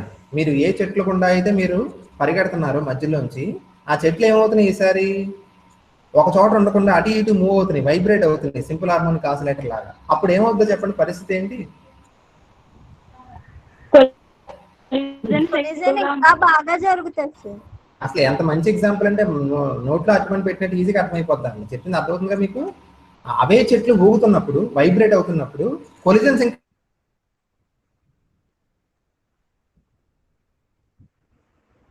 అంతే కదా. మీరు అర్థం చేసుకోండి, బాడీని మనం కూల్ చేసినప్పుడు ఎందుకు రెసిస్టెన్స్ తగ్గుతుందంటే, హై టెంపరేచర్ ఉందనుకోండి, టెంపరేచర్ ఎక్కువ ఉన్నప్పుడు ఇవి ఏమవుతాయి? ఇవి చెప్పండి అయాన్స్, చెప్పండి. ఎక్కువగా వైబ్రేట్ అవుతాయి సార్. ఎక్కువగా వైబ్రేట్ అవుతున్నప్పుడు ఎలక్ట్రాన్స్ అలా వెళ్ళేటప్పుడు ఈ అయాన్స్ వైబ్రేట్ అవ్వడం వల్ల ఏమవుతాయి? కొలిజన్స్ ఎక్కువ జరుగుతాయి కదా. కొలిజన్స్ ఎక్కువ జరుగుతాయి. అదే మనం టెంపరేచర్ తగ్గించి బాగా కూల్ చేసేసినప్పుడు ఏమవుతుందంటే ఈ వైబ్రేషన్స్ కాస్త ఏమవుతాయి? ఆల్మోస్ట్ జీరో అవుతాయి. వైబ్రేషన్స్ ఆల్మోస్ట్ ఎలా అయిపోతాయి? చెట్లు లాగా ఆగిపోతాయి. అంటే వైబ్రేషన్స్ జీరో అయిపోతాయి కదా. వైబ్రేషన్స్ జీరో అయినప్పుడు అవి అటు ఇటు కదలవు కాబట్టి మన ఎలక్ట్రాన్స్ వెళ్ళేటప్పుడు ఆ కొలిజన్ జరుగుతాయి. అప్పుడు చెప్పండి, జరగవు సార్. అంటే రెసిస్టెన్స్ ఏమైపోద్ది? జీరో తగ్గిపోతుంది. జీరో అయిపోతుంది. కాబట్టి అది ఇప్పుడు నేను చెప్పింది ఏంటి, ఒక కొంతవరకు ఎక్స్ప్లెనేషన్ అనమాట. ఎందుకు ఒక బాడీని కూల్ చేస్తే, దాని టెంపరేచర్ తగ్గిస్తే ఎందుకు రెసిస్టెన్స్ తగ్గుతుంది. మీరు గ్రాఫ్ చూసారు కదా, మెర్క్యూరీ మనకి ఏమవుతుందంటే టెంపరేచర్ తగ్గించే కొద్దికి రెసిస్టెన్స్ ఏమవుతుందమ్మా, కండక్టర్స్ది తగ్గుతుంది. తగ్గడానికి కారణం ఇది. మీకు ఇప్పుడు ఒక యానిమేషన్ చూపిస్తాను, ఒకసారి చూడండి. అది చూస్తే మీకు ఇంకా బాగా క్లారిటీ వస్తుంది.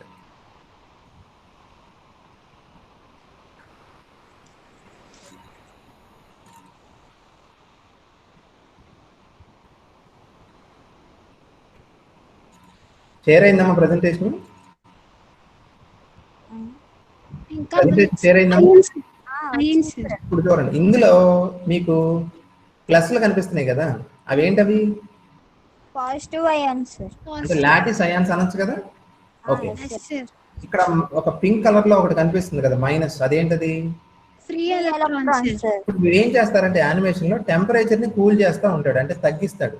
టెంపరేచర్ ని తగ్గిస్తున్నప్పుడు ఏం జరుగుతుందో మీరు ఒకసారి పూర్తిగా యానిమేషన్ చూడండి, మీకే అర్థం.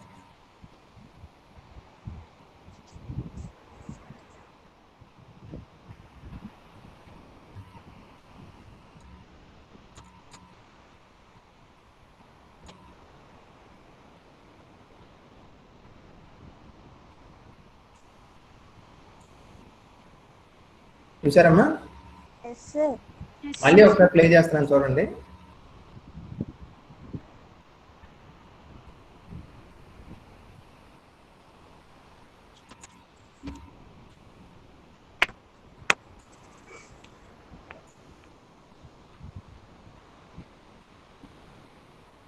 క్లారిటీ వచ్చిందమ్మా? Yes sir. అబ్జర్వ్ చేశారో లేదో, టెంపరేచర్ ఎక్కువ ఉన్నప్పుడు అంటే స్టార్టింగ్ లో వీడియోలో స్టార్టింగ్ లో ఆటమ్స్ అన్ని ఏమవుతున్నాయి చూసారా? అయాన్స్ ఏమవుతున్నాయి? ఎక్కువగా వైబ్రేట్ అయిపోతున్నాయి ముందుకి వెనక్కి. అలాంటప్పుడు ఎలక్ట్రాన్ వెళ్ళింది అనుకోండి, ఏమవుతుంది? అది కొలిజన్స్ ఎక్కువ జరుగుతుంది సార్. కొలిజన్స్ ఎక్కువ జరుగుతుంది. Very good. కొలిజన్స్ ఎక్కువ జరిగినప్పుడు ఎనర్జీ లాస్ కూడా ఎక్కువ ఉండి మనకు రెసిస్టెన్స్ ఎక్కువ అనిపిస్తుంది. ఓకేనా? అదే వాడు ఏం చేశాడు చూసారా? తర్వాత యారోని తగ్గించి చూపించాడు, అంటే టెంపరేచర్ ని బాగా తగ్గించేశాడు. అప్పుడు ఏమైపోయినాయి? ఆటమ్స్ అన్ని, అదే అయాన్స్ అన్ని ఏమైపోయినాయి? వైబ్రేషన్స్ తగ్గిపోయినాయి కదా.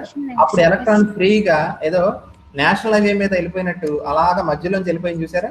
అంటే అది కొలిజన్స్ ఏమైనా జరిపిందా? లేదు సార్. No, sir. అంటే రెసిస్టెన్స్ ఏమైంది? తగ్గిపోయింది సార్. తగ్గిపోయింది. జీరో అయిపోయింది. ఈ యానిమేషన్ ఒకటి మీ మైండ్ లో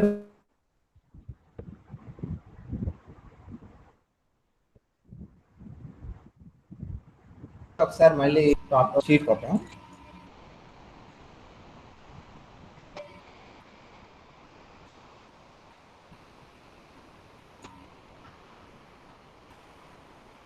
ఓకే, ఇప్పుడు పిక్చర్ అర్థమైంది కదా. కానీ ఇక్కడ ఒక కాషన్ ఉందండి. ఏంటి? ఇప్పుడు మీరు సూపర్ కండక్టివిటీ అంటే ఏంటి చెప్పండి? రెసిస్టెన్స్ ఎంత ఉండాలి? 0 జీరో ఉండాలి సార్. మీరు అత్యుత్సాహానికి పోయి సార్ చాలా బాగా చెప్పారు, టెంపరేచర్ తగ్గిస్తుంటే లాటిస్ వైబ్రేషన్స్ ఏమవుతాయి? తగ్గిపోతుంది. టెంపరేచర్ తగ్గిస్తున్నప్పుడు లాటిస్ వైబ్రేషన్స్ బాగా తగ్గిపోతాయి. ఆ లాటిస్ వైబ్రేషన్ అంటే తెలుగులో జాలక కంపనాలు. జాలక కంపనాలు బాగా తగ్గిపోయినప్పుడు ఎలక్ట్రాన్స్ అనేవి అసలు కొలిజన్స్ జరపకుండా అలాగా వెళ్ళిపోతూ ఉంటాయి. కాబట్టి రెసిస్టెన్స్ జీరో అయిపోయింది అని అనుకునే తప్పు చేస్తారేమో. అలా అనుకోకండి. ఇప్పుడు నేను చెప్పిన టాపిక్ ఉంది చూసారా? ఏంటి? టెంపరేచర్ని కూల్ చేసినప్పుడు అంటే తగ్గించినప్పుడు మనకి లాటిస్ వైబ్రేషన్స్ తగ్గుతాయి. ఎవ్వరు కాదనుకోలేదు, అది కరెక్టే. లాటిస్ వైబ్రేషన్స్ తగ్గడం వలన కొలిజన్స్ కూడా ఏమవుతాయి? తగ్గుతున్నాయి సార్. కానీ మీరు గమనించాల్సింది ఒకటే, అలా జరగడం వల్ల, ఎలా జరగడం వల్ల? లాటిస్ వైబ్రేషన్స్ తగ్గడం వల్ల రెసిస్టెన్స్ తగ్గుతుంది తప్ప జీరో అవ్వదు. అంటే నువ్వు ఒకటి గమనించాల్సి, ఇక్కడ రెసిస్టివిటీ జీరో అవ్వడాన్ని మీరు ఇలా ఎక్స్ప్లెయిన్ చేయకూడదు. ఇంకేదో జరిగింది, ఇదొక కారణం కాదనట్లేదు. ఏది? బాడీని కూల్ చేయడం వల్ల లాటిస్ వైబ్రేషన్స్ తగ్గిపోయి కొలిజన్స్ తగ్గినాయి, అదంతా ఓకే, అదంతా కొంతవరకు ఎక్స్ప్లెనేషన్ కరెక్టే. కానీ అసలు రెసిస్టెన్స్ తగ్గడం కాకుండా అసలు ఏకంగా జీరో అయిపోవడానికి మాత్రం కారణం ఇది కాదు, ఇంకేదో జరిగింది ఫండమెంటల్గా లోపల. ఓకేనా? అది మనం నెక్స్ట్ టైప్ చూస్తే అర్థమైపోతుంది. ఓకేనా? ఇప్పుడు అర్థమైందమ్మా అందరికి? ఒకసారి అడుగుతాను, చెప్పండి రెసిస్టెన్స్ అంటే ఏంటి చెప్పండి సింపుల్ గా. Flow of free sorry sir, అది ఎలక్ట్రిసిటీ కదా. అవును సార్. ఫ్రీ Resistance ఎలక్ట్రాన్స్ ఎందుకు వస్తుందో ఉండవు చెప్పండి. సార్ అందులో. ఏంటమ్మా? ఫ్రీ ఎలక్ట్రాన్స్ ఫ్లో ఉండదు సార్. అంటే రెసిస్టెన్స్ అంటే ఏంటి చెప్పండి? ఎందుకు వస్తుంది రెసిస్టెన్స్ ఒక కండక్టర్ కి? లాటిస్ అయాన్స్ తో ఫ్రీ ఎలక్ట్రాన్స్ కొలైడ్ అయినప్పుడు ఎనర్జీ లాస్ అవుతాయి కదా సార్. మరి ఇప్పుడు హై టెంపరేచర్ లో రెసిస్టెన్స్ ఎందుకు ఎక్కువ ఉంటుంది? వైబ్రేషన్స్ టెంపరేచర్ లో వైబ్రేషన్స్ ఎక్కువ ఉంటాయి సార్ లాటిస్ అయాన్స్ కి. Very good. వైబ్రేషన్స్ ఎక్కువ ఉన్నప్పుడు నేను ఇందాక చెప్పినట్టుగా చెట్లు ఊగుతున్నట్టు ఊహించుకోండి. అప్పుడు మనం ఆబ్వియస్లీ ఎక్కువ సార్లు ఢీకొంటాం కదా చెట్లని. అదే లో టెంపరేచర్స్ ఏమవుతుంది? వైబ్రేషన్స్ ఉండవు సార్ లాటిస్ అయాన్స్, అప్పుడు ఎలక్ట్రాన్స్ ఫ్రీగా మూవ్ అవుతాయి సార్. Very good. ఇక్కడ ఒక మాట అన్నావు కదా నువ్వు, వైబ్రేషన్స్ ఉండవు అని అనకూడదమ్మా యశస్వి. ఎందుకంటే మనం ఎంత కూల్ చేసినప్పటికీ ఆబ్జెక్ట్ని జీరో పాయింట్ ఎనర్జీ అని ఉంటుంది క్వాంటమ్ మెకానిక్స్లో. మనకి వైబ్రేషన్స్ పూర్తిగా జీరో అవ్వండి, కొద్దో గొప్ప వైబ్రేషన్స్ ఉంటాయి. ఓకేనా? కొద్దో గొప్ప వైబ్రేషన్స్ ఉంటాయి కాబట్టి ఎలక్ట్రాన్స్ అనేవి మనకి లాటిస్ గుండా వెళ్ళేటప్పుడు ఖచ్చితంగా కొలిజన్స్ జరుగుతాయి. ఎక్కువ కాదు, తక్కువ కొలిజన్స్ జరుగుతాయి. అంటే కొద్దో గొప్ప రెసిస్టెన్స్ ఉంటుంది. మరి రెసిస్టెన్స్ జీరో ఎలా అవుతుంది sir? How it is possible అన్నదానికి నెక్స్ట్ స్లైడ్లో మీకు ఆన్సర్ జరుగుతుంది. చూడండి, ఇక్కడ ఒక ప్రత్యేకమైన సందర్భంలో ఒకటి ఏం జరుగుతుందంటే, ఇక్కడ ఒకటి రాశాను చూడండి, కోపర్ పెయిర్స్ అని ఫామ్ అవుతాయి. కోపర్ పెయిర్, కోపర్ అంటే తెలుసు కదా. ఈ ముగ్గురు శాస్త్రవేత్తల్లో మధ్యలో ఉన్న ఆయన ఎవరు?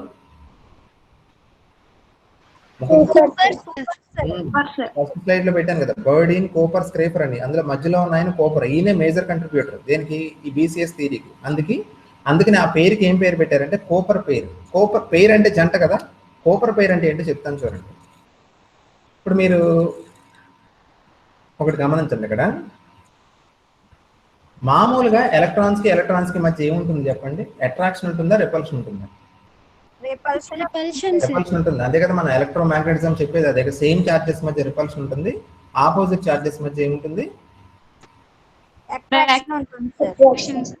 ఓకే, ఇప్పుడు ఏమవుతుందంటే సూపర్ కండక్టివిటీ అనే ఆ అద్భుతమైన స్థితిలో ఏం జరుగుతుందంటే ఎలక్ట్రాన్స్ కి మధ్య రిపల్షన్ కాదు, అట్రాక్షన్ ఉంటుంది.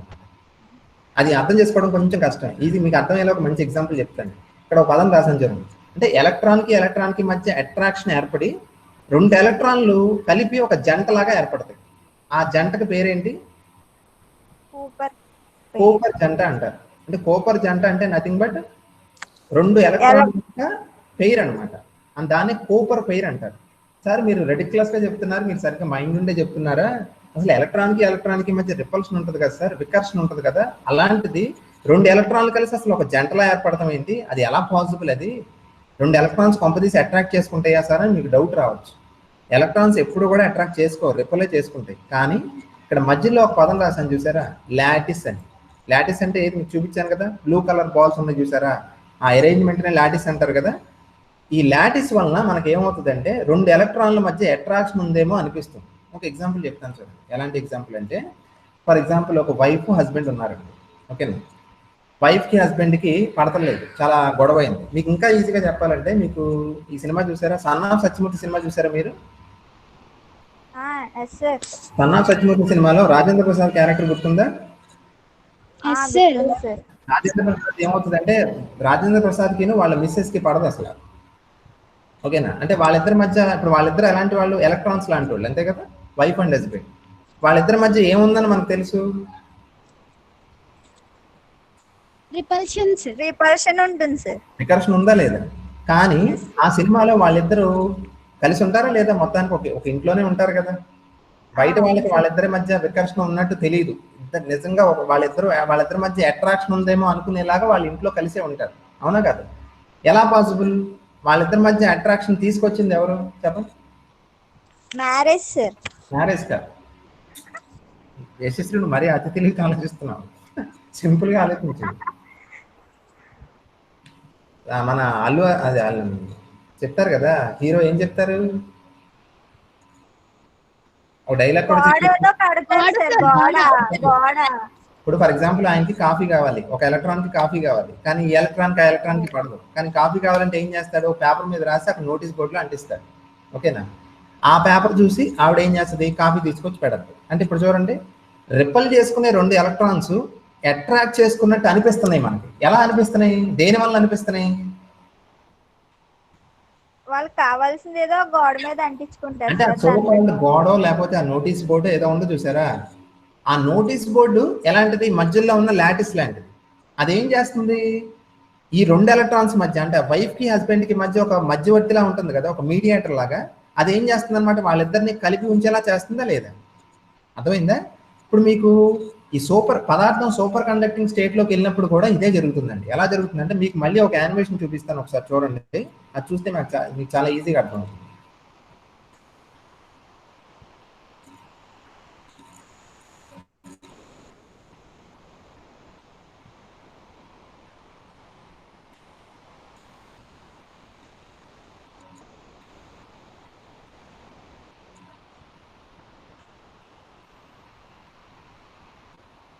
ఒకసారి షేర్ అయిందమ్మా యానిమేషన్? యానిమేషన్ షేర్ అయిందమ్మా? ఒకసారి చూడండి యానిమేషన్ నుంచి పెడుతున్నాను. ఈ బాల్ ఏంటి చెప్పండి? బాల్ వెళ్తుంది కదా, అది free electron sir. Free electron. ఈ బ్లూ కలర్ బాల్స్ ఏమో ఇందాక అనుకున్నట్టుగానే లాటిస్ అయాన్స్, ఓకేనా? అఫ్ కోర్స్ టెంపరేచర్ తక్కువ ఉంది కాబట్టి ఈ అయాన్స్ వైబ్రేషన్స్ పెద్దగా ఏం చూపించట్లేదు, వైబ్రేషన్స్ తక్కువ ఉన్నాయి. ఇప్పుడు ఈ ఎలక్ట్రాన్ ఇలా వెళ్తున్నప్పుడు ఏమవుతుందో చూడండి, ఒకసారి మీరు అబ్జర్వ్ చేయండి.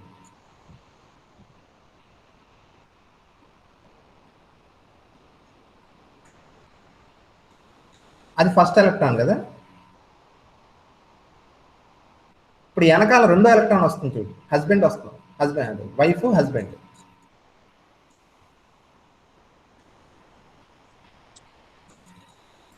మళ్ళీ ఒకసారి చూడండి, ఇది ఫస్ట్ ఎలక్ట్రాన్, అది వెళ్తున్నప్పుడు ఏమవుతుంది అబ్జర్వ్ చేయండి. ఇప్పుడు ఎలక్ట్రాన్, ఫస్ట్ ఎలక్ట్రాన్ లాటిస్ గుండా వెళ్తున్నప్పుడు ఏమవుతుంది చూడండి, అబ్జర్వ్ చేశారా? ఈ లాటిస్ అయాన్స్ ఏమవుతున్నాయి, ఇప్పుడు మైనస్, ఇప్పుడు ఎలక్ట్రాన్ ఏ చార్జ్ ఉంటుంది, ఈ లాటిస్ అయాన్స్ ఏ చార్జ్ ఉంది, పాజిటివ్ ఛార్జ్ ఉంది సార్. ఈ రెండింటికి మధ్య అట్రాక్షన్ ఉంటుందా లేదా? yes, sir. కాబట్టి ఈ ఎలక్ట్రాన్ వెళ్ళేటప్పుడు ఈ చుట్టూ ఉన్న పాజిటివ్ ఛార్జ్ ఉన్న ఈ అయాన్స్ కొంచెం దగ్గరగా వస్తాయి. దేని దగ్గరికి వస్తాయి? ఎలక్ట్రాన్ దగ్గరగా సార్. ఎలక్ట్రాన్ దగ్గరికి వస్తాయి కదా, ఎలక్ట్రాన్ దగ్గరికి వస్తాయి. అందువల్ల ఏమవుతుంది, ఇప్పుడు ఏరియాలో పాజిటివ్ ఛార్జ్ కొంచెం పెరుగుద్దాం. అందువల్ల ఏమవుతుంది అంటే ఈ ఫస్ట్ ఎలక్ట్రాన్ దాని దారిన వెళ్ళిపోద్ది. కానీ వెనకాల వచ్చే రెండు ఎలక్ట్రాన్లు చూసారా, అదేమవుతుంది, ఇప్పుడు పాజిటివ్ ఛార్జ్ ఉందని చెప్పాను కదా ఈ ఏరియాలో, ఆ పాజిటివ్ ఛార్జ్కి ఇది అట్రాక్ట్ అయ్యి అక్కడికి వస్తుంది. పాయింట్ అర్థమైందా? ఒక విషయం చెప్తే మీకు అర్థమైపోవచ్చు. ఇక్కడ ఏం లేదమ్మా, నేను యానిమేషన్లో ఫస్ట్ ఎలక్ట్రాన్ ఒకటి చూపించాను. ఈ ఫస్ట్ ఎలక్ట్రాన్ లాటిస్ గుండా వెళ్తున్నప్పుడు ఏమవుతుందంటే ఎలక్ట్రాన్ ఉండే నెగిటివ్ ఛార్జ్కి ఈ చుట్టూ ఉన్న బాల్స్ ఏమవుతాయి, ఈ పాజిటివ్ ఛార్జ్ ఉన్న అయాన్స్ కొంచెం అన్ని దగ్గరికి వస్తున్నాయి. మీరు అబ్జర్వ్ చేశారో లేదు? దగ్గరికి వచ్చినప్పుడు ఆ ఏరియాలో ఏమొస్తుంది, ఇప్పుడు కొంచెం ఏం ఫామ్ అవుతుంది ఆ ఏరియాలో, అన్ని దగ్గరికి వస్తున్నాయి కదా, రెసిస్టివిటీ ఒక రకమైన పాజిటివ్ ఛార్జ్ క్లౌడ్ వస్తుంది కదా, పాజిటివ్ ఛార్జ్ ఉన్న ఏరియా పెరుగుతుంది ఆ ఏరియాలో. కాబట్టి ఆ ఎలక్ట్రాన్ వెళ్ళిపోద్ది, బాగానే వెళ్ళిపోద్ది. కానీ ఇప్పుడు వెనకాల వచ్చే రెండో ఎలక్ట్రాన్ ఎందుకు ఇక్కడికి వస్తుంది చూడండి, ఎందుకు అది ఫస్ట్ ఎలక్ట్రాన్ వచ్చిన దారిలోనే వెళ్తుంది చెప్పండి ఇప్పుడు ఎవరైనా?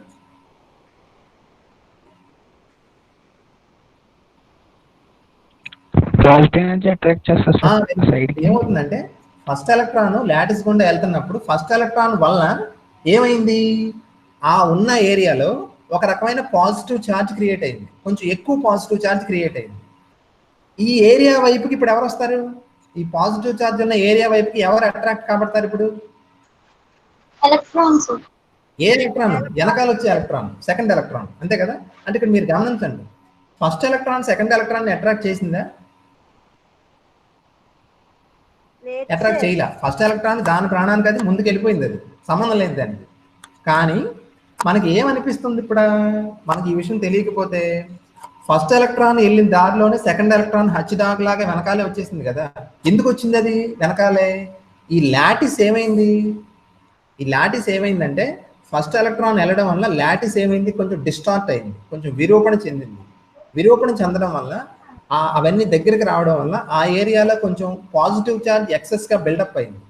ఓకేనా? ఆ బిల్డప్ అయిన పాజిటివ్ ఛార్జ్ ఉన్న ఏరియాలోకి ఎవరు వస్తున్నారు? Second electron. అంతే కదా. అంటే ఇండైరెక్ట్గా ఏమైంది చూడండి, ఇప్పుడు ఫస్ట్ ఎలక్ట్రాన్ సెకండ్ ఎలక్ట్రాన్ ఒక జంటలాగా బిహేవ్ చేసినట్టే కదా లెక్క. అంటే ఫస్ట్ ఎలక్ట్రాన్ వెనకాలే కదా రెండో ఎలక్ట్రాన్ ఫాలో అయిపోయింది. అంటే ఈ రెండు ఎలక్ట్రాన్లు ఎలా ఫామ్ అయినట్టు, ఒక జంటలాగా ఏర్పడినట్టు లెక్క. కాకపోతే ఈ రెండు అట్రాక్ట్ చేసుకున్నాయి అంటే అట్రాక్ట్ చేసుకోవాలా. అట్రాక్షన్ ఎలా వచ్చింది, ఇందాక నేను చెప్పాను కదా ఎగ్జాంపుల్, సినిమాలో రాజేంద్ర ప్రసాద్ కి తన మిస్సెస్ కి మధ్య అట్రాక్షన్ ఎలా వచ్చింది, ఆ నోటీస్ బోర్డు వల్ల వచ్చింది కదా. నోటీస్ బోర్డు వల్ల ఈ అట్రాక్షన్ వచ్చినట్టు అనిపిస్తుంది. అలాగే ఈ లాటిస్ వలన మనకి ఏమవుతుంది, ఎలక్ట్రాన్ కి మధ్య అట్రాక్షన్ వచ్చిందేమో అనిపిస్తుంది. అందువల్ల ఇక్కడ అందుకే నేను ఏ పదం రాశాను చూడండి, ఏం రాశానంటే ఇక్కడ ఏం రాశానంటే ఎలక్ట్రాన్ లాటిస్ ఎలక్ట్రాన్.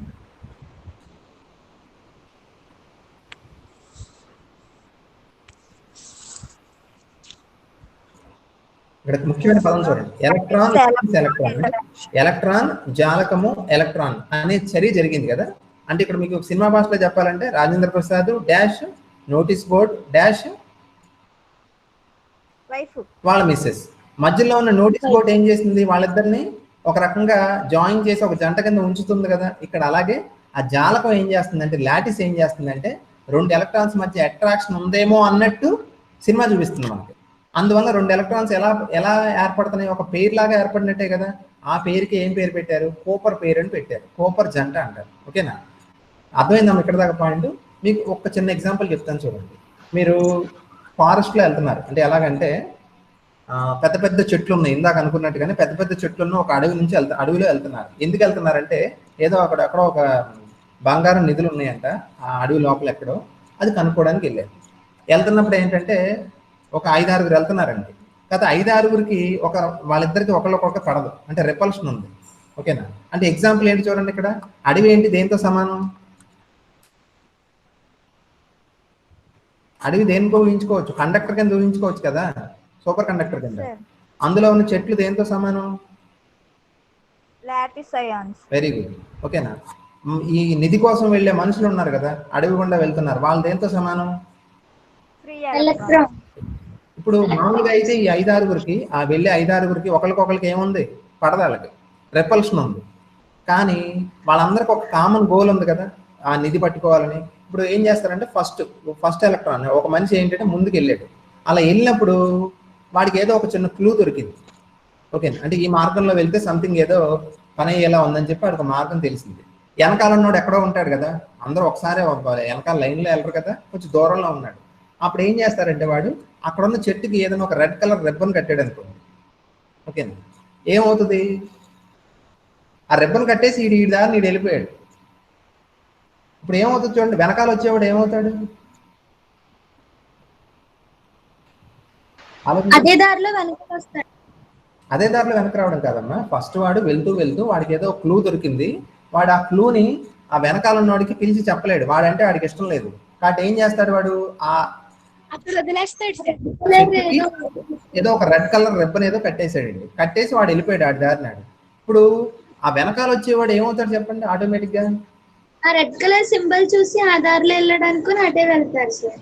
అంతే కదా? అంటే ఏంటి, ఇప్పుడు వాడు వీడు మాట్లాడుకోవాలి, ఇద్దరు కమ్యూనికేట్ చేసుకోవాలి, వాళ్ళిద్దరి మధ్య రిపల్షనే ఉంది. కానీ ఆ వాడు కట్టిన ఆ సోకాల్ రిబ్బనో లేకపోతే ఏదో మార్క్ వలన రెండో వాడు ఆ ఏరియాలోకి వచ్చాడా లేదా? వచ్చాడు. అంటే ఫస్ట్ ఎలక్ట్రాను రెండో ఎలక్ట్రాను ఏమైనా ఇప్పుడు పేర్ అయినాయి కదా, ఒక జంటలా బిహేవ్ చేస్తున్నాయి కదా, ఆ పేరింగ్నే కోపర్ పేరింగ్ అంటారు. అర్థమైందమ్మా కాన్సెప్ట్? మీరు గమనించాల్సింది అక్కడ ఏంటంటే ముఖ్యమైన పాయింట్, సూపర్ కండక్ట్ అంటే పదార్థం అనేది సూపర్ కండక్టివిటీ స్టేట్లోకి రావడానికి ఒక ముఖ్యమైన స్టెప్ ఏంటంటే, ముఖ్యమైన కారణం formation of Cooper pairs. Electrons ఏం చేస్తాయి అంటే, మామూలు పదార్థం నార్మల్ స్టేట్లో ఉన్నప్పుడు ఎలక్ట్రాన్ దేనికదే, కానీ పదార్థం సూపర్ కండక్టింగ్ స్టేట్లో ఉన్నప్పుడు ఈ మధ్యలో ఉన్న లాటిస్ అనేది నేను ఇందాక చూపించాను కదా, ఏంటి పాజిటివ్ ఛార్జ్ ఏమో, ఇక్కడ మీకు డయాగ్రామ్ కూడా గీసాను, ఇది బాగా అర్థం వచ్చారు. ఇప్పుడు మీకు ఎలక్ట్రాన్ జాలకం, ఎలక్ట్రాన్ అనే చర్య ఎలా జరుగుతుందంటే, ఈ బాల్స్ అన్ని ఏంటండి లాటిస్ అయాన్స్. ఈ పింక్ కలర్ లో ఉన్నవి ఏంటి చెప్పండి? Free electrons. ఇప్పుడు ఫస్ట్ ఎలక్ట్రాన్ వెళ్ళిన తర్వాత చూడండి పాజిటివ్ అయాన్స్ దగ్గరికి వచ్చినాయా లేదా? అప్పుడు ఏరియాలో ఏం డెవలప్ అయింది? పాజిటివ్ అంటే ఇందాక నేను చెప్పాను కదా, రిబ్బన్ కడటం వల్ల రిబ్బన్ ఉన్న ఏరియాలోకి ఇంకోటి వస్తున్నాడు కదా, అలాగే ఈ ఫస్ట్ ఎలక్ట్రాన్ వెళ్ళటం వల్ల ఇక్కడ లాటిస్ అనేది డిస్టార్ట్ అయ్యి విరూపణ చెంది ఆ ఏరియాలో ఎక్సెస్ పాజిటివ్ ఛార్జ్ వచ్చింది. ఆ ఎక్సెస్ పాజిటివ్ ఛార్జ్ రావడం వల్ల ఈ వచ్చే ఎలక్ట్రాన్ ఈ ఏరియాలోకి అట్రాక్ట్ అవుతుంది, అది అందుకనే దాని వెనకాల వెళ్తుంది. అంతే కదా? అంటే ఈ ఒకటో ఎలక్ట్రాన్కి రెండో ఎలక్ట్రాన్కి మధ్య అట్రాక్షన్ దేని వల్ల వచ్చింది? అక్కడ ఎక్సెస్ గా ఏర్పడిన పాజిటివ్ ఛార్జ్. అంటే ఒక మాటలో చెప్పాలంటే ఎక్సెస్ గా ఏర్పడిన పాజిటివ్ ఛార్జ్ దేని వల్ల వచ్చింది? లాటిస్ వల్లనే కదా. అంటే ఈ ఫస్ట్ ఎలక్ట్రాన్ కి సెకండ్ ఎలక్ట్రాన్ కి మధ్య ఉన్న అట్రాక్షన్ ఎవరి వల్ల వచ్చింది? లాటిస్ వల్ల, జాలకం వల్ల వచ్చింది. అందుకే ఈ చర్యకి పేరు ఏంటంటే ఎలక్ట్రాన్ జాలకము, ఎలక్ట్రాన్ అన్యోన్య చర్య. అంటే సూపర్ కండక్టివిటీలో ఈ లాటిస్ అనేది కీ రోల్ ప్లే చేస్తుందండి. ఈ లాటిస్ అనేది ఏం చేస్తుంది అంటే, ఆ సినిమాలో నోటీస్ బోర్డ్ ఎలాగైతే వైఫ్ ని హస్బెండ్ ని కలిపిందో, అలాగే ఇక్కడ లాటిస్ ఏం చేస్తుంది అంటే రెండు ఎలక్ట్రాన్స్ ని ఒక జంటలాగా ఏర్పడేలా చేస్తుంది. దాన్ని కోపర్ జంట అంటారు. మీరు డౌట్ అడగాలి నన్ను, ఏమంటే మీరు అడగరు కాబట్టి నేనే చెప్పేస్తున్నాను. సార్ ఇదే ప్రాసెస్ హై టెంపరేచర్ లో ఎందుకు జరగదు? అంతే కదా ప్రశ్న. ఎందుకు జరగదు చెప్పండి ఎవరైనా? వైబ్రేషన్స్ ఎక్కువ ఉంటాయి కాబట్టి కొలిజన్. Very good. వైబ్రేషన్, ఇప్పుడు టెంపరేచర్ ఎక్కువ ఉన్నప్పుడు వైబ్రేషన్స్ చాలా ఎక్కువ ఉంటాయి. అలా వైబ్రేషన్స్ ఎక్కువ ఉన్నప్పుడు ఇలాంటి విషయాలు జరగవండి. ఓకేనా? అదే మనం సూపర్ కండక్టివిటీ ఎప్పుడు జరుగుతుందని చెప్పాను, వెరీ లో టెంపరేచర్కి వెళ్ళినప్పుడు వైబ్రేషన్స్ చాలా వరకు ఏమవుతాయి, డ్యాంప్ అయిపోతాయి, తగ్గిపోతాయి. అలాంటప్పుడు ఇది జరిగే అవకాశం ఎక్కువ ఉంటుంది. ఓకేనా? లాటిస్ అనేది డిస్టార్ట్ అవడం అంటే ఎక్సెస్ పాజిటివ్ ఛార్జ్ డెవలప్ అవడం, ఆ ఎక్సెస్ పాజిటివ్ ఛార్జ్లోకి వెనకాల రెండో ఎలక్ట్రాన్ హచ్చుడాకలాగా వచ్చేయడం. అందుకని ఈ రెండు, ఇప్పుడు 1, 2 కలిసి ఎలా ఏర్పడతాం? ఒక జంటలా ఏర్పడతాం. సో ఇప్పుడు మీరు ఒక ప్రశ్న ఆన్సర్ చెప్పండి, అయిపోయింది 2 నిమిషాలు. చెప్పండి. సూపర్ కండక్టివిటీ అనేది మెటీరియల్ మీద డిపెండ్ అయి ఉంటది సార్? Very good. ఇప్పుడు నువ్వు అర్థం చేసుకోవాల్సింది ఏంటంటే, టెంపరేచర్ తగ్గితే మనకు రెసిస్టెన్స్ ఏమవుతుంది? తగ్గుతుంది కదా. కానీ మీకు ఒక విషయం చెప్పాను, అన్ని కండక్టర్స్ కి సూపర్ కండక్టివిటీ ఉండట్లేదు. ఓకేనా? అవును సార్, అందుకే డౌట్ వచ్చింది. ఇప్పుడు మీరు అంతా ఆలోచించండి ఒకసారి. టెంపరేచర్ తగ్గిస్తే ప్రతి పదార్థం సూపర్ కండక్టర్గా మారట్లేదు. ఎందుకు మారట్లేదు అంటే ఇప్పుడు నేను చెప్తున్న పాయింట్ అదే. కొన్ని రకాల క్రిస్టలైన్ స్ట్రక్చర్స్లో, కొన్ని రకాల స్ఫటిక నిర్మాణాల్లో మాత్రమే ఏది జరుగుతుంది, ఇప్పుడు నేను చెప్పిన ప్రాసెస్ జరుగుతుంది. ఏ ప్రాసెస్? ఎలక్ట్రాన్కి మధ్య రిపల్షన్ ఉన్నప్పటికీ ఆ లాటిస్ అనేది ఆ రెండింటిని జాయిన్ చేయడం వల్ల అదొక పేరుగా ఏర్పడుతున్నాయి కదా. ఈ so called electron lattice electron interaction అనేది ఆ క్రిస్టలైన్ అరేంజ్మెంట్ అనేది డిపెండ్ అవుతుంది. అన్నింటిలోని జరగదండి. ఏ స్ట్రక్చర్స్లో అయితే ఇది జరుగుతుందో, జరిగేలాగా ఆ స్ట్రక్చర్ ఉంటుందో అక్కడ మాత్రమే సూపర్ కండక్టివిటీ వస్తుంది, మిగిలిన చోట్ల రావట్లేదు. ఓకేనా? ఇక్కడ పాయింట్ వినండి. ఇప్పుడు మిమ్మల్ని అడిగితే మీరు ఏం చెప్పాలి? సూపర్ కండక్టర్లో పదార్థం సూపర్ కండక్టింగ్ స్టేట్లో ఉన్నప్పుడు పదార్థంలో ఎలక్ట్రాన్స్ ఉంటాయా, కూపర్ పెయిర్స్ ఉంటాయా? Cooper pairs sir. అంటే మీరు సూపర్ కండక్టింగ్ స్టేట్ని ఎక్స్ప్లెయిన్ చేసేటప్పుడు ఎలక్ట్రాన్స్ ఫ్లో అవుతున్నాయి అని చెప్తే తప్పది. ఎలక్ట్రాన్స్ ఫ్లో అవ్వం. ఏం ఫ్లో అవుతాయి? కూపర్ పెయిర్స్ ఫ్లో అవుతాయి సార్. ఇప్పుడు కూపర్ పెయిర్స్ ఫ్లో అవుతున్నాయి. ఓకే, ఇప్పుడు మీకు నేను ఏం చెప్పాను? రెసిస్టెన్స్ 0 అవ్వాలి కదా. ఇప్పుడు రెసిస్టెన్స్ 0 అవ్వడానికి నేను చెప్పిన కారణాల్లో ఇప్పుడు ఫస్ట్ కారణం ఏంటి? ఇదే స్లైడ్ జరుగుతుంది ఒకసారి. ఇది ఇక్కడ స్లైడ్ ఉంది కదమ్మా.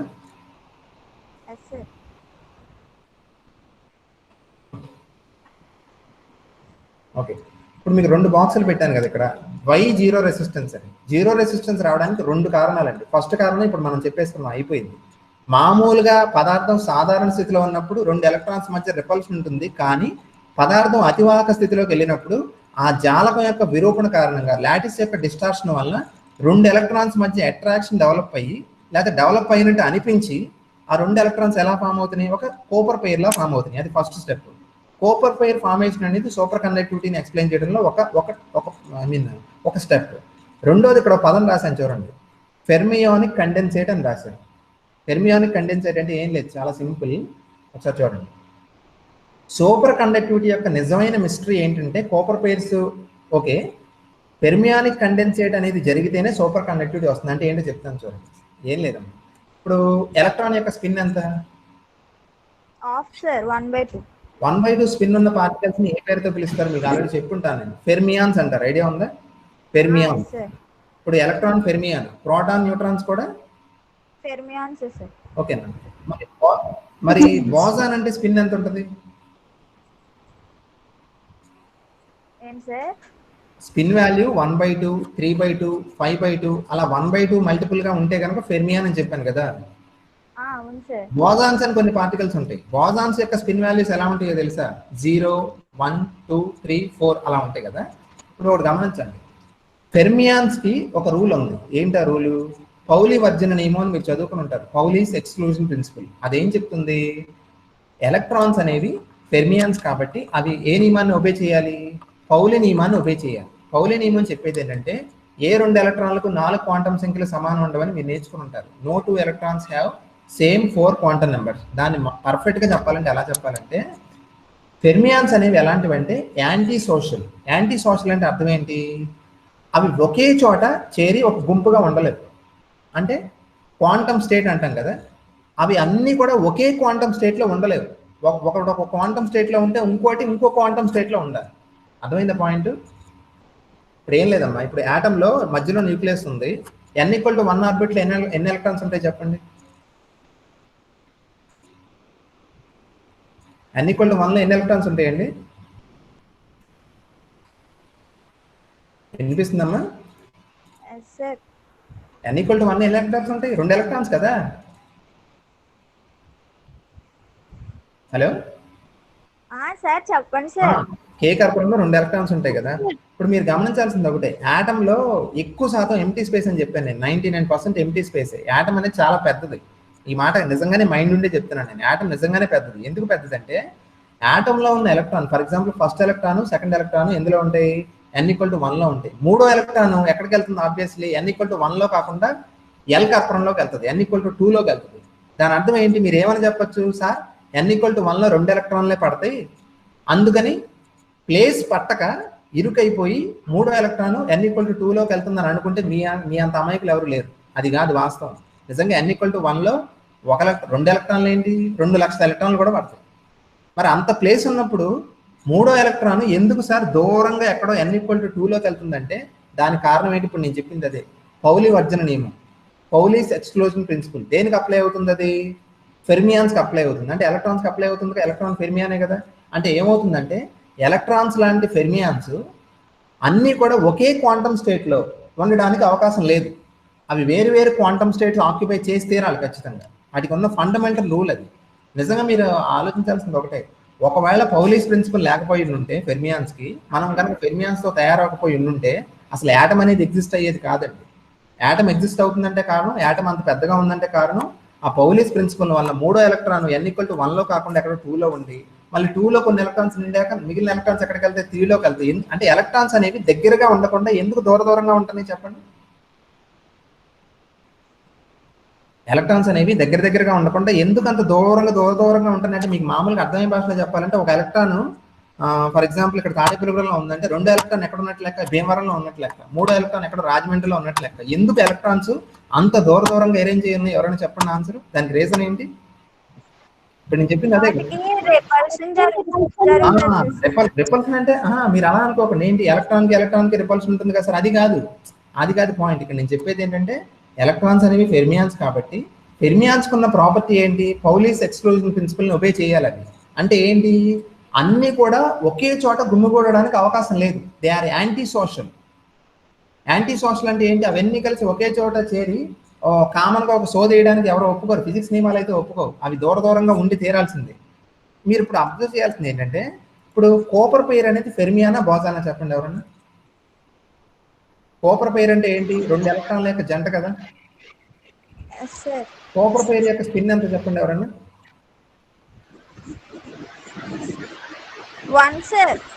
1 కానీ లేకపోతే 0 కూడా అయ్యి ఉండొచ్చు కదా. ఓకేనా? అంటే ఇప్పుడు మీరు ఒకటి చెప్పండి, ఎలక్ట్రాన్స్ అయితే పౌలీస్ ఎక్స్క్లూజన్ ప్రిన్సిపల్ అప్లై అవుతుందండి, కానీ బోసాన్స్ కి అప్లై అవ్వదుగా. నేను చెప్పింది అదే కదా, బోసాన్స్ కి పౌలీస్ ఎక్స్క్లూజన్ ప్రిన్సిపల్ అప్లై అవ్వదు. అంటే ఏం చేయొచ్చు? ఎలక్ట్రాన్స్ లాగా అవి దూరంగా ఉండాల్సిన అవసరం లేదు. అవన్నీ కూడా వేరు క్వాంటమ్ స్టేట్స్ లో ఉండాల్సిన అవసరం బోసాన్స్ కి లేదు. అంటే సూపర్ కండక్టింగ్ స్టేట్ లోకి పదార్థం వెళ్ళినప్పుడు ఎలక్ట్రాన్స్ జంటలుగా ఏర్పడి కోపర్ పెయిర్స్ ఫామ్ అవుతున్నాయి కాబట్టి Cooper pair is not a fermion, it is a boson. And boson is not subjected to Pauli's principle. అది పౌలి నియమాన్ని ఒప్పుకోవాల్సిన అవసరం లేదు దానికి. అంటే ఏం చేయొచ్చు? ఈ కోపర్ పెయిర్స్ అన్ని కూడా ఒకే క్వాంటమ్ స్టేట్ లో ఉండొచ్చు. అంటే ఒకే క్వాంటమ్ స్టేట్ అంటే అర్థం ఏంటి? అన్ని ఒకే రకమైన ఫిజికల్ గా ఒక చోట ఉంటాయని కాదు నా ఉద్దేశం. అన్ని ఒకే క్వాంటమ్ స్టేట్ లో ఉంటాయి. అంటే మీకు ఒక ఎగ్జాంపుల్ చెప్తాను. మీరు జియోగ్రఫీ ఛానల్ చెప్పేసి ఆపేస్తాను, అయిపోవచ్చు చూడండి. మీరు ఈ గొర్రెల యొక్క సముదాయం, అంటే గొర్రెలు అంటే తెలుసు, షీప్, అవి వెళ్తున్నప్పుడు మీరు అబ్జర్వ్ చేయండి. వేడిగా ఉందనుకోండి, అవన్నీ కూడా ఎలా వెళ్తాయి చెప్పండి? టెంపరేచర్ ఎక్కువ ఉంది, దూరంగా వెళ్తాయి సార్. దూరంగా వెళ్తాయి అంటే ఎలా వెళ్తాయి? ఫెర్మియాన్స్ లాగా వెళ్తాయి. అంటే ఎలాగా? ఒకదానికొకటి సంబంధం ఉండదు. ఒకటి ఇటు వెళ్తే ఇంకోటి అటు వెళ్తుంది. ఓకేనా? కానీ బాగా ఎక్స్ట్రీమ్ కోల్డ్గా ఉంది, అప్పుడు ఆ షీప్ వెళ్తున్నాయి, ఆ గొర్రెలు వెళ్తున్నాయి. ఏం చేస్తాయి చెప్పండి? అవి అంత చల్లగా ఉన్నప్పుడు అవన్నీ కూడా టెంపరేచర్, మన సూపర్ కండక్టర్ లాగే విచిత్రంగా చూడండి. మన సూపర్ కండక్టర్ ఏం చేస్తాం? కూల్ చేస్తున్నాం కదా. కూల్ చేసినప్పుడు ఏం ఫామ్ అవుతున్నాయి? కోపర్ పెయిర్స్ ఫామ్ అవుతున్నాయి. ఈ కోపర్ పెయిర్స్ అన్ని ఏం చెప్పాను? ఎలా పనిచేస్తాయి? బోసాన్స్ లా పనిచేస్తాయి అని చెప్పాను కదా. ఏంటమ్మా? బోసాన్స్ లా పనిచేస్తాయి కదా. కాబట్టి ఎలాగైతే చల్లగా ఉన్నప్పుడు ఆ గొర్రెల యొక్క సముదాయం, ఆ షీప్ యొక్క హర్డ్ ఏం చేస్తాయి? అన్ని కలిసి ఒకే గుంపులా వెళ్తాయా లేదా? గుంపుగా వెళ్తాయి కదా. అన్ని కలిసి ఒక సిస్టమ్ లాగా, ఒక కుటుంబం లాగా బిహేవ్ చేస్తాయి. అలాగే ఈ కోపర్ పెయిర్స్ అనేవి ఉన్నాయి అనుకోండి సూపర్ కండక్టర్. ఆ కోపర్ పెయిర్స్ అన్ని కూడా బోసాన్స్ కాబట్టి అవి ఏం చేస్తాయి అనమాట? పౌలీస్ ప్రిన్సిపల్ అక్కడికి అప్లై అవ్వదు. అందువల్ల ఏమవుతుంది? ఇక్కడ రాసాను చూడండి. కోపర్ పెయిర్స్ కండెన్స్ అంటే ఏంటో తెలుసా? అన్ని కలిసి దగ్గరికి రావడం అని అర్థం. Condense into same quantum state, అన్ని ఒకే స్టేట్ లోకి వచ్చేసి అవన్నీ ఎలా పనిచేస్తాయి? విడివిడిగా బిహేవ్ చేయకుండా, అంటే దేనికది అన్నట్టు కాకుండా అన్ని కలిసి ఒక గుంపులాగా, ఒక సింగిల్ మాలిక్యూల్ లా బిహేవ్ చేస్తాయి. ఓకేనా? ఎప్పుడైతే ఆ సముదాయం మొత్తం ఒక వ్యవస్థలా పనిచేస్తుందో అప్పుడు అలాంటి వ్యవస్థ మొత్తం లాటిస్ గుండా వెళ్ళేటప్పుడు కొలిజన్స్ అనేవి అసలు జరగవండి. కొలిజన్స్ ఎప్పుడైతే జరగవో నువ్వు ఆటోమేటిక్గా చెప్పచ్చు ఎనర్జీ లాస్ ఉండదు. ఎనర్జీ లాస్ లేనప్పుడు రెసిస్టివిటీ ఉండదు. అంటే మీరు చాలా జాగ్రత్తగా గమనించాల్సిన పాయింట్ ఏంటంటే, ఇది టెంపరేచర్ తగ్గించడం వల్ల లాటిస్ వైబ్రేషన్స్ బాగా తగ్గిపోయి కొలిజన్స్ జరగవు. అందువల్ల రెసిస్టెన్స్ 0 అయ్యిందంటే అది పూర్తిగా తప్పు ఎక్స్ప్లెనేషన్.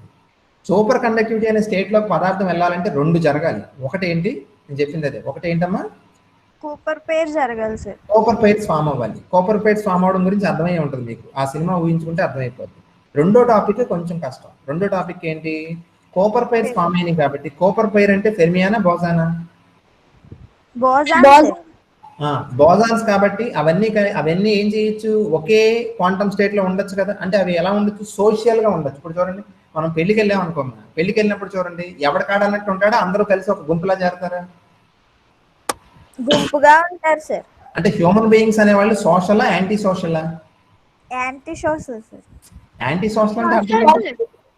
సార్ అంటే ఇప్పుడు ఎలక్ట్రాన్స్ అనేవి అలా ఉండడానికి అవకాశం లేదు. చెప్పాను కదా, ఎలక్ట్రాన్స్ అనేవి ఫెర్మియన్స్ కాబట్టి వాటికి పౌలి నియమం అప్లై అవుతుంది. కాబట్టి అవన్నీ కలిసి మనలాగా ఒక గ్రూప్ గా చేరి సోదేసుకుంటారంటే కుదరదు. అవి ఖచ్చితంగా దూరంగా ఉండి తీరాలి. ఇప్పుడు మీకు అర్థమైందా, పదార్థం సూపర్ కండక్టింగ్ స్టేట్ లో లేనప్పుడు అవన్నీ ఫెర్మియాన్స్ కాబట్టి అవి ఏమవుతాయి, వేరు క్వాంటమ్ స్టేట్స్ లో ఉంటాయి. అంటే దేని కదా అన్నట్టు ఉంటాయి.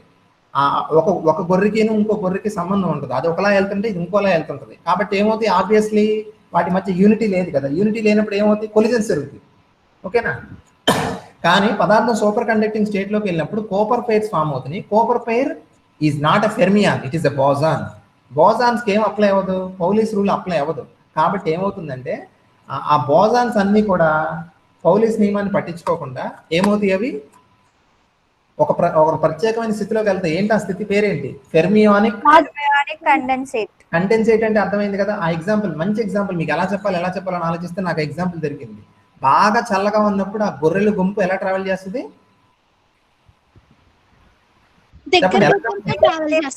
వెళ్తాయి సార్. అప్పుడు దాకా దేనికైతే ధైర్యంగా విచ్చలవిడిగా ఎలా పడితే అలా వెళ్ళిపోతాయి. కానీ అంతే కదా, మనం చల్లగా ఉన్నప్పుడు చూడండి, వింటర్లో కూడా మీరు వేరు బెంచ్లో కూర్చోమంటే కూర్చోరు, ఒక్కొక్కళ్ళు అతుక్కుని కూర్చుంటారు. అంతే కదా. అంటే మీరందరూ ఏమవుతారు, కండెన్స్ అవుతారు, దగ్గరగా చేరతారు కదా. అలాగే ఒక గొర్రెల సముదాయం టెంపరేచర్ బాగా తక్కువ ఉన్నప్పుడు వింటర్లో అవన్నీ కలిసి ఒకదానికొకటి రాసుకుంటూ వెళ్తాయి. అంటే అన్ని కలిసి ఒక కండెన్స్ అవుతాయి. దాన్ని ఫెర్మియానిక్ కండెన్స్ అంటారు. సేమ్ అదే ప్రాసెస్ ఎక్కడ జరుగుద్ది, సూపర్ కండక్టింగ్ స్టేట్ లో జరుగుద్ది. అంటే పదార్థం సూపర్ కండక్టింగ్ స్టేట్ లోకి వెళ్ళినప్పుడు ఈ కోపర్ పేర్స్ అన్ని కూడా ఏ స్టేట్ లోకి వెళ్తాయి, ఫెర్మియానిక్ కండెన్సేట్ అనే ఒక అద్భుతమైన స్థితిలోకి వెళ్తాయి. ఆ స్థితిలో ఏమవుతుందంటే ఎన్ని కోపర్ పేర్స్ ఉంటే అన్ని కోపర్ పేర్స్ ఒక సింగిల్ మాలిక్యూల్ లాగా బిహేవ్ చేస్తాయి. వేరుగా బిహేవ్ చేయవు. నా దారి వేరు నీ దారి వేరు అన్నట్టు ఉండవు. అన్ని కూడా కలగలిసి ఒక వ్యవస్థ లాగా పనిచేస్తాయి. అలా పనిచేసినప్పుడు ఇప్పుడు లాటిస్ గుండా ఎవరు వెళ్తున్నారంటే ఏం చెప్పాలి, మీరు కోపర్ పైర్స్ వెళ్తానే అని చెప్పకూడదు. ఏమని చెప్పాలి, కోపర్ పైర్స్ వెళ్తలా, కోపర్ పైర్స్ అన్ని కలిసిన ఆ ఫెర్మియానిక్ కండెన్సేట్ అనే ఒక పెద్ద మాలిక్యూల్ వెళ్తుందని చెప్పాలి. ఆ గొర్రెలు గుంపు వెళ్తున్నప్పుడు ఒకదాని నుంచి దాన్ని విడదీయలేం కదా, ఒకదాని మనం విడదీయలేం. కాబట్టి గుంపుగా వెళ్తున్నప్పుడు అవి ఏం జరపవు, కొలిజన్స్ జరపవు. దేంతో జరపవు, సోకాల్డ్ లాటిస్ అయాన్స్ తో కొలిజన్స్ జరపవు. కొలిజన్స్ జరగనప్పుడు ఎనర్జీ లాస్ ఉండదు. ఎనర్జీ లాస్ లేనప్పుడు మనకు రెసిస్టెన్స్ ఉండదు అనమాట. అది మీరు పాయింట్ ఏంటంటే మీకు చాలా సందర్భాల్లో తెలుసు, చెప్పుకుంటాను నేను. ఇప్పుడు మీరు చూడండి, సాలిడ్ స్లైడ్ కనిపిస్తుంది కదమ్మా, సాలిడ్ తర్వాత ఏంటి, లిక్విడ్. ఇప్పుడు మీరు డిగ్రీ స్టూడెంట్స్ కాబట్టి మీరు పదార్థం ఎన్ని స్థితిలో ఉందంటే సాలిడ్, లిక్విడ్, గ్యాస్ అని చెప్తారు అంతే. ఘన, ద్రవ, వాయు కాదండి. మీరు ఆటోమేటిక్గా అప్డేట్ అవ్వాలమ్మా. మన టెక్స్ట్ బుక్స్ అప్డేట్ అవ్వట్లేదు, మీరు అవ్వాలి. పదార్థానికి 3 స్థితులు కాదు, అది ఎప్పుడో అయిపోయింది, పాచంతగా పచ్చరది. ఓకేనా, పదార్థం 3 స్థితుల్లో కాదు. అసలు ఎన్ని స్థితుల్లో పదార్థం ఉంటుంది అనేది రీసెంట్ గా సైంటిస్టులు కనుక్కున్నారు. పిచ్చెక్కుతుంది అసలు. సాలిడ్, లిక్విడ్, గ్యాస్ అనేది చాలా బేసిక్ కాన్సెప్ట్. అది ప్లాస్మా అని ఒక స్టేట్ ఉంటుంది, మీకు తెలుసు కదా. సూర్యుడు ఏ స్థితిలో ఉంటాడో తెలుసా, సాలిడ్ కాదు, లిక్విడ్ కాదు, గ్యాస్ కాదు, ప్లాస్మా స్టేట్ లో ఉంటాడు. ఇప్పుడు ఇంకో 2 స్టేట్స్ రాశాను చూడండి. ఒకటి బోస్-ఐన్స్టీన్ కండెన్సేట్, ఒకటి ఫెర్మియానిక్ కండెన్సేట్. అంటే ఏంటి, సాలిడ్ అనేది పదార్థం యొక్క ఒక స్థితి, లిక్విడ్ అనేది ఇంకో స్థితి. అలాగే ఇప్పుడు నేను చెప్పాను చూసారా, ఫెర్మియానిక్ కండెన్సేట్ అనేది కూడా ఒక రకమైన కొత్త స్థితి. అది పదార్థం యొక్క ఒక కొత్త స్థితి. నేను అన్నాను చూసారా, సూపర్ కండక్టివిటీ అంటే అల్లాటప్ప టాపిక్ కాదమ్మా. అంటే ఏంటి, టెంపరేచర్ తగ్గించినప్పుడు రెసిస్టెన్స్ తగ్గిపోతుంది అన్నట్టు కాదమ్మా. పదార్థం ఏదో కొత్త స్థితిలోకి వెళ్తుంది. ఆ కొత్త స్థితి అనే పేరు ఏంటో చెప్పలే నేను. ఆ కొత్త స్థితి ఏంటి, ఇప్పుడు నేను చెప్పినట్టు ఫెర్మియానిక్ కండెన్సేట్. అంటే ఆ సోకాల్ ఇది ఒక క్వాంటమ్ మెకానిక్స్ ఎఫెక్ట్ అండి. క్వాంటమ్ ఎఫెక్ట్ వల్ల ఏం జరుగుతుందంటే టెంపరేచర్ బాగా తగ్గించేసినప్పుడు మొత్తం కోపర్ పైర్స్ అన్ని కూడా ఏమవుతున్నాయి అనమాట, కండెన్స్ అవుతున్నాయి. అన్ని కూడా ఒకే స్టేట్ లోకి వచ్చేస్తున్నాయి. ఆ ఒకే స్టేట్ ని ఏమంటారంటే ఫెర్మియానిక్ కండెన్సేట్ అంటారు. ఇది ఒక సూపర్ ఫ్లూయిడ్ స్టేట్ అండి. సూపర్ ఫ్లూయిడ్ స్టేట్ అంటే అది దానికి రెసిస్టెన్స్ ఉండదు అసలు. ఓకేనా, కాబట్టి మనకి ఏమవుతుంది అనమాట, కొలిజన్స్ ఉండవు, కొలిజన్స్ లేనప్పుడు రెసిస్టెన్స్ 0 అవుతుంది. అది. దీని మీద డౌట్స్ ఉంటే చెప్పండి అమ్మా ఎవరైనా. ఫెర్మియానిక్ కండెన్సేట్ మీద మీకు డౌట్ ఉంటే మళ్ళీ ఒకసారి చూడండి. కొంచెం అర్థం చేసుకోవడం కష్టమైనప్పటికీ నా మ్యాక్సిమం నేను ట్రై చేశాను వీలైనంత బాగా చెప్పడానికి. ఓకేనా, చెప్పండి, ఏమైనా డౌట్ ఉంటే చెప్పండి. ఇందులో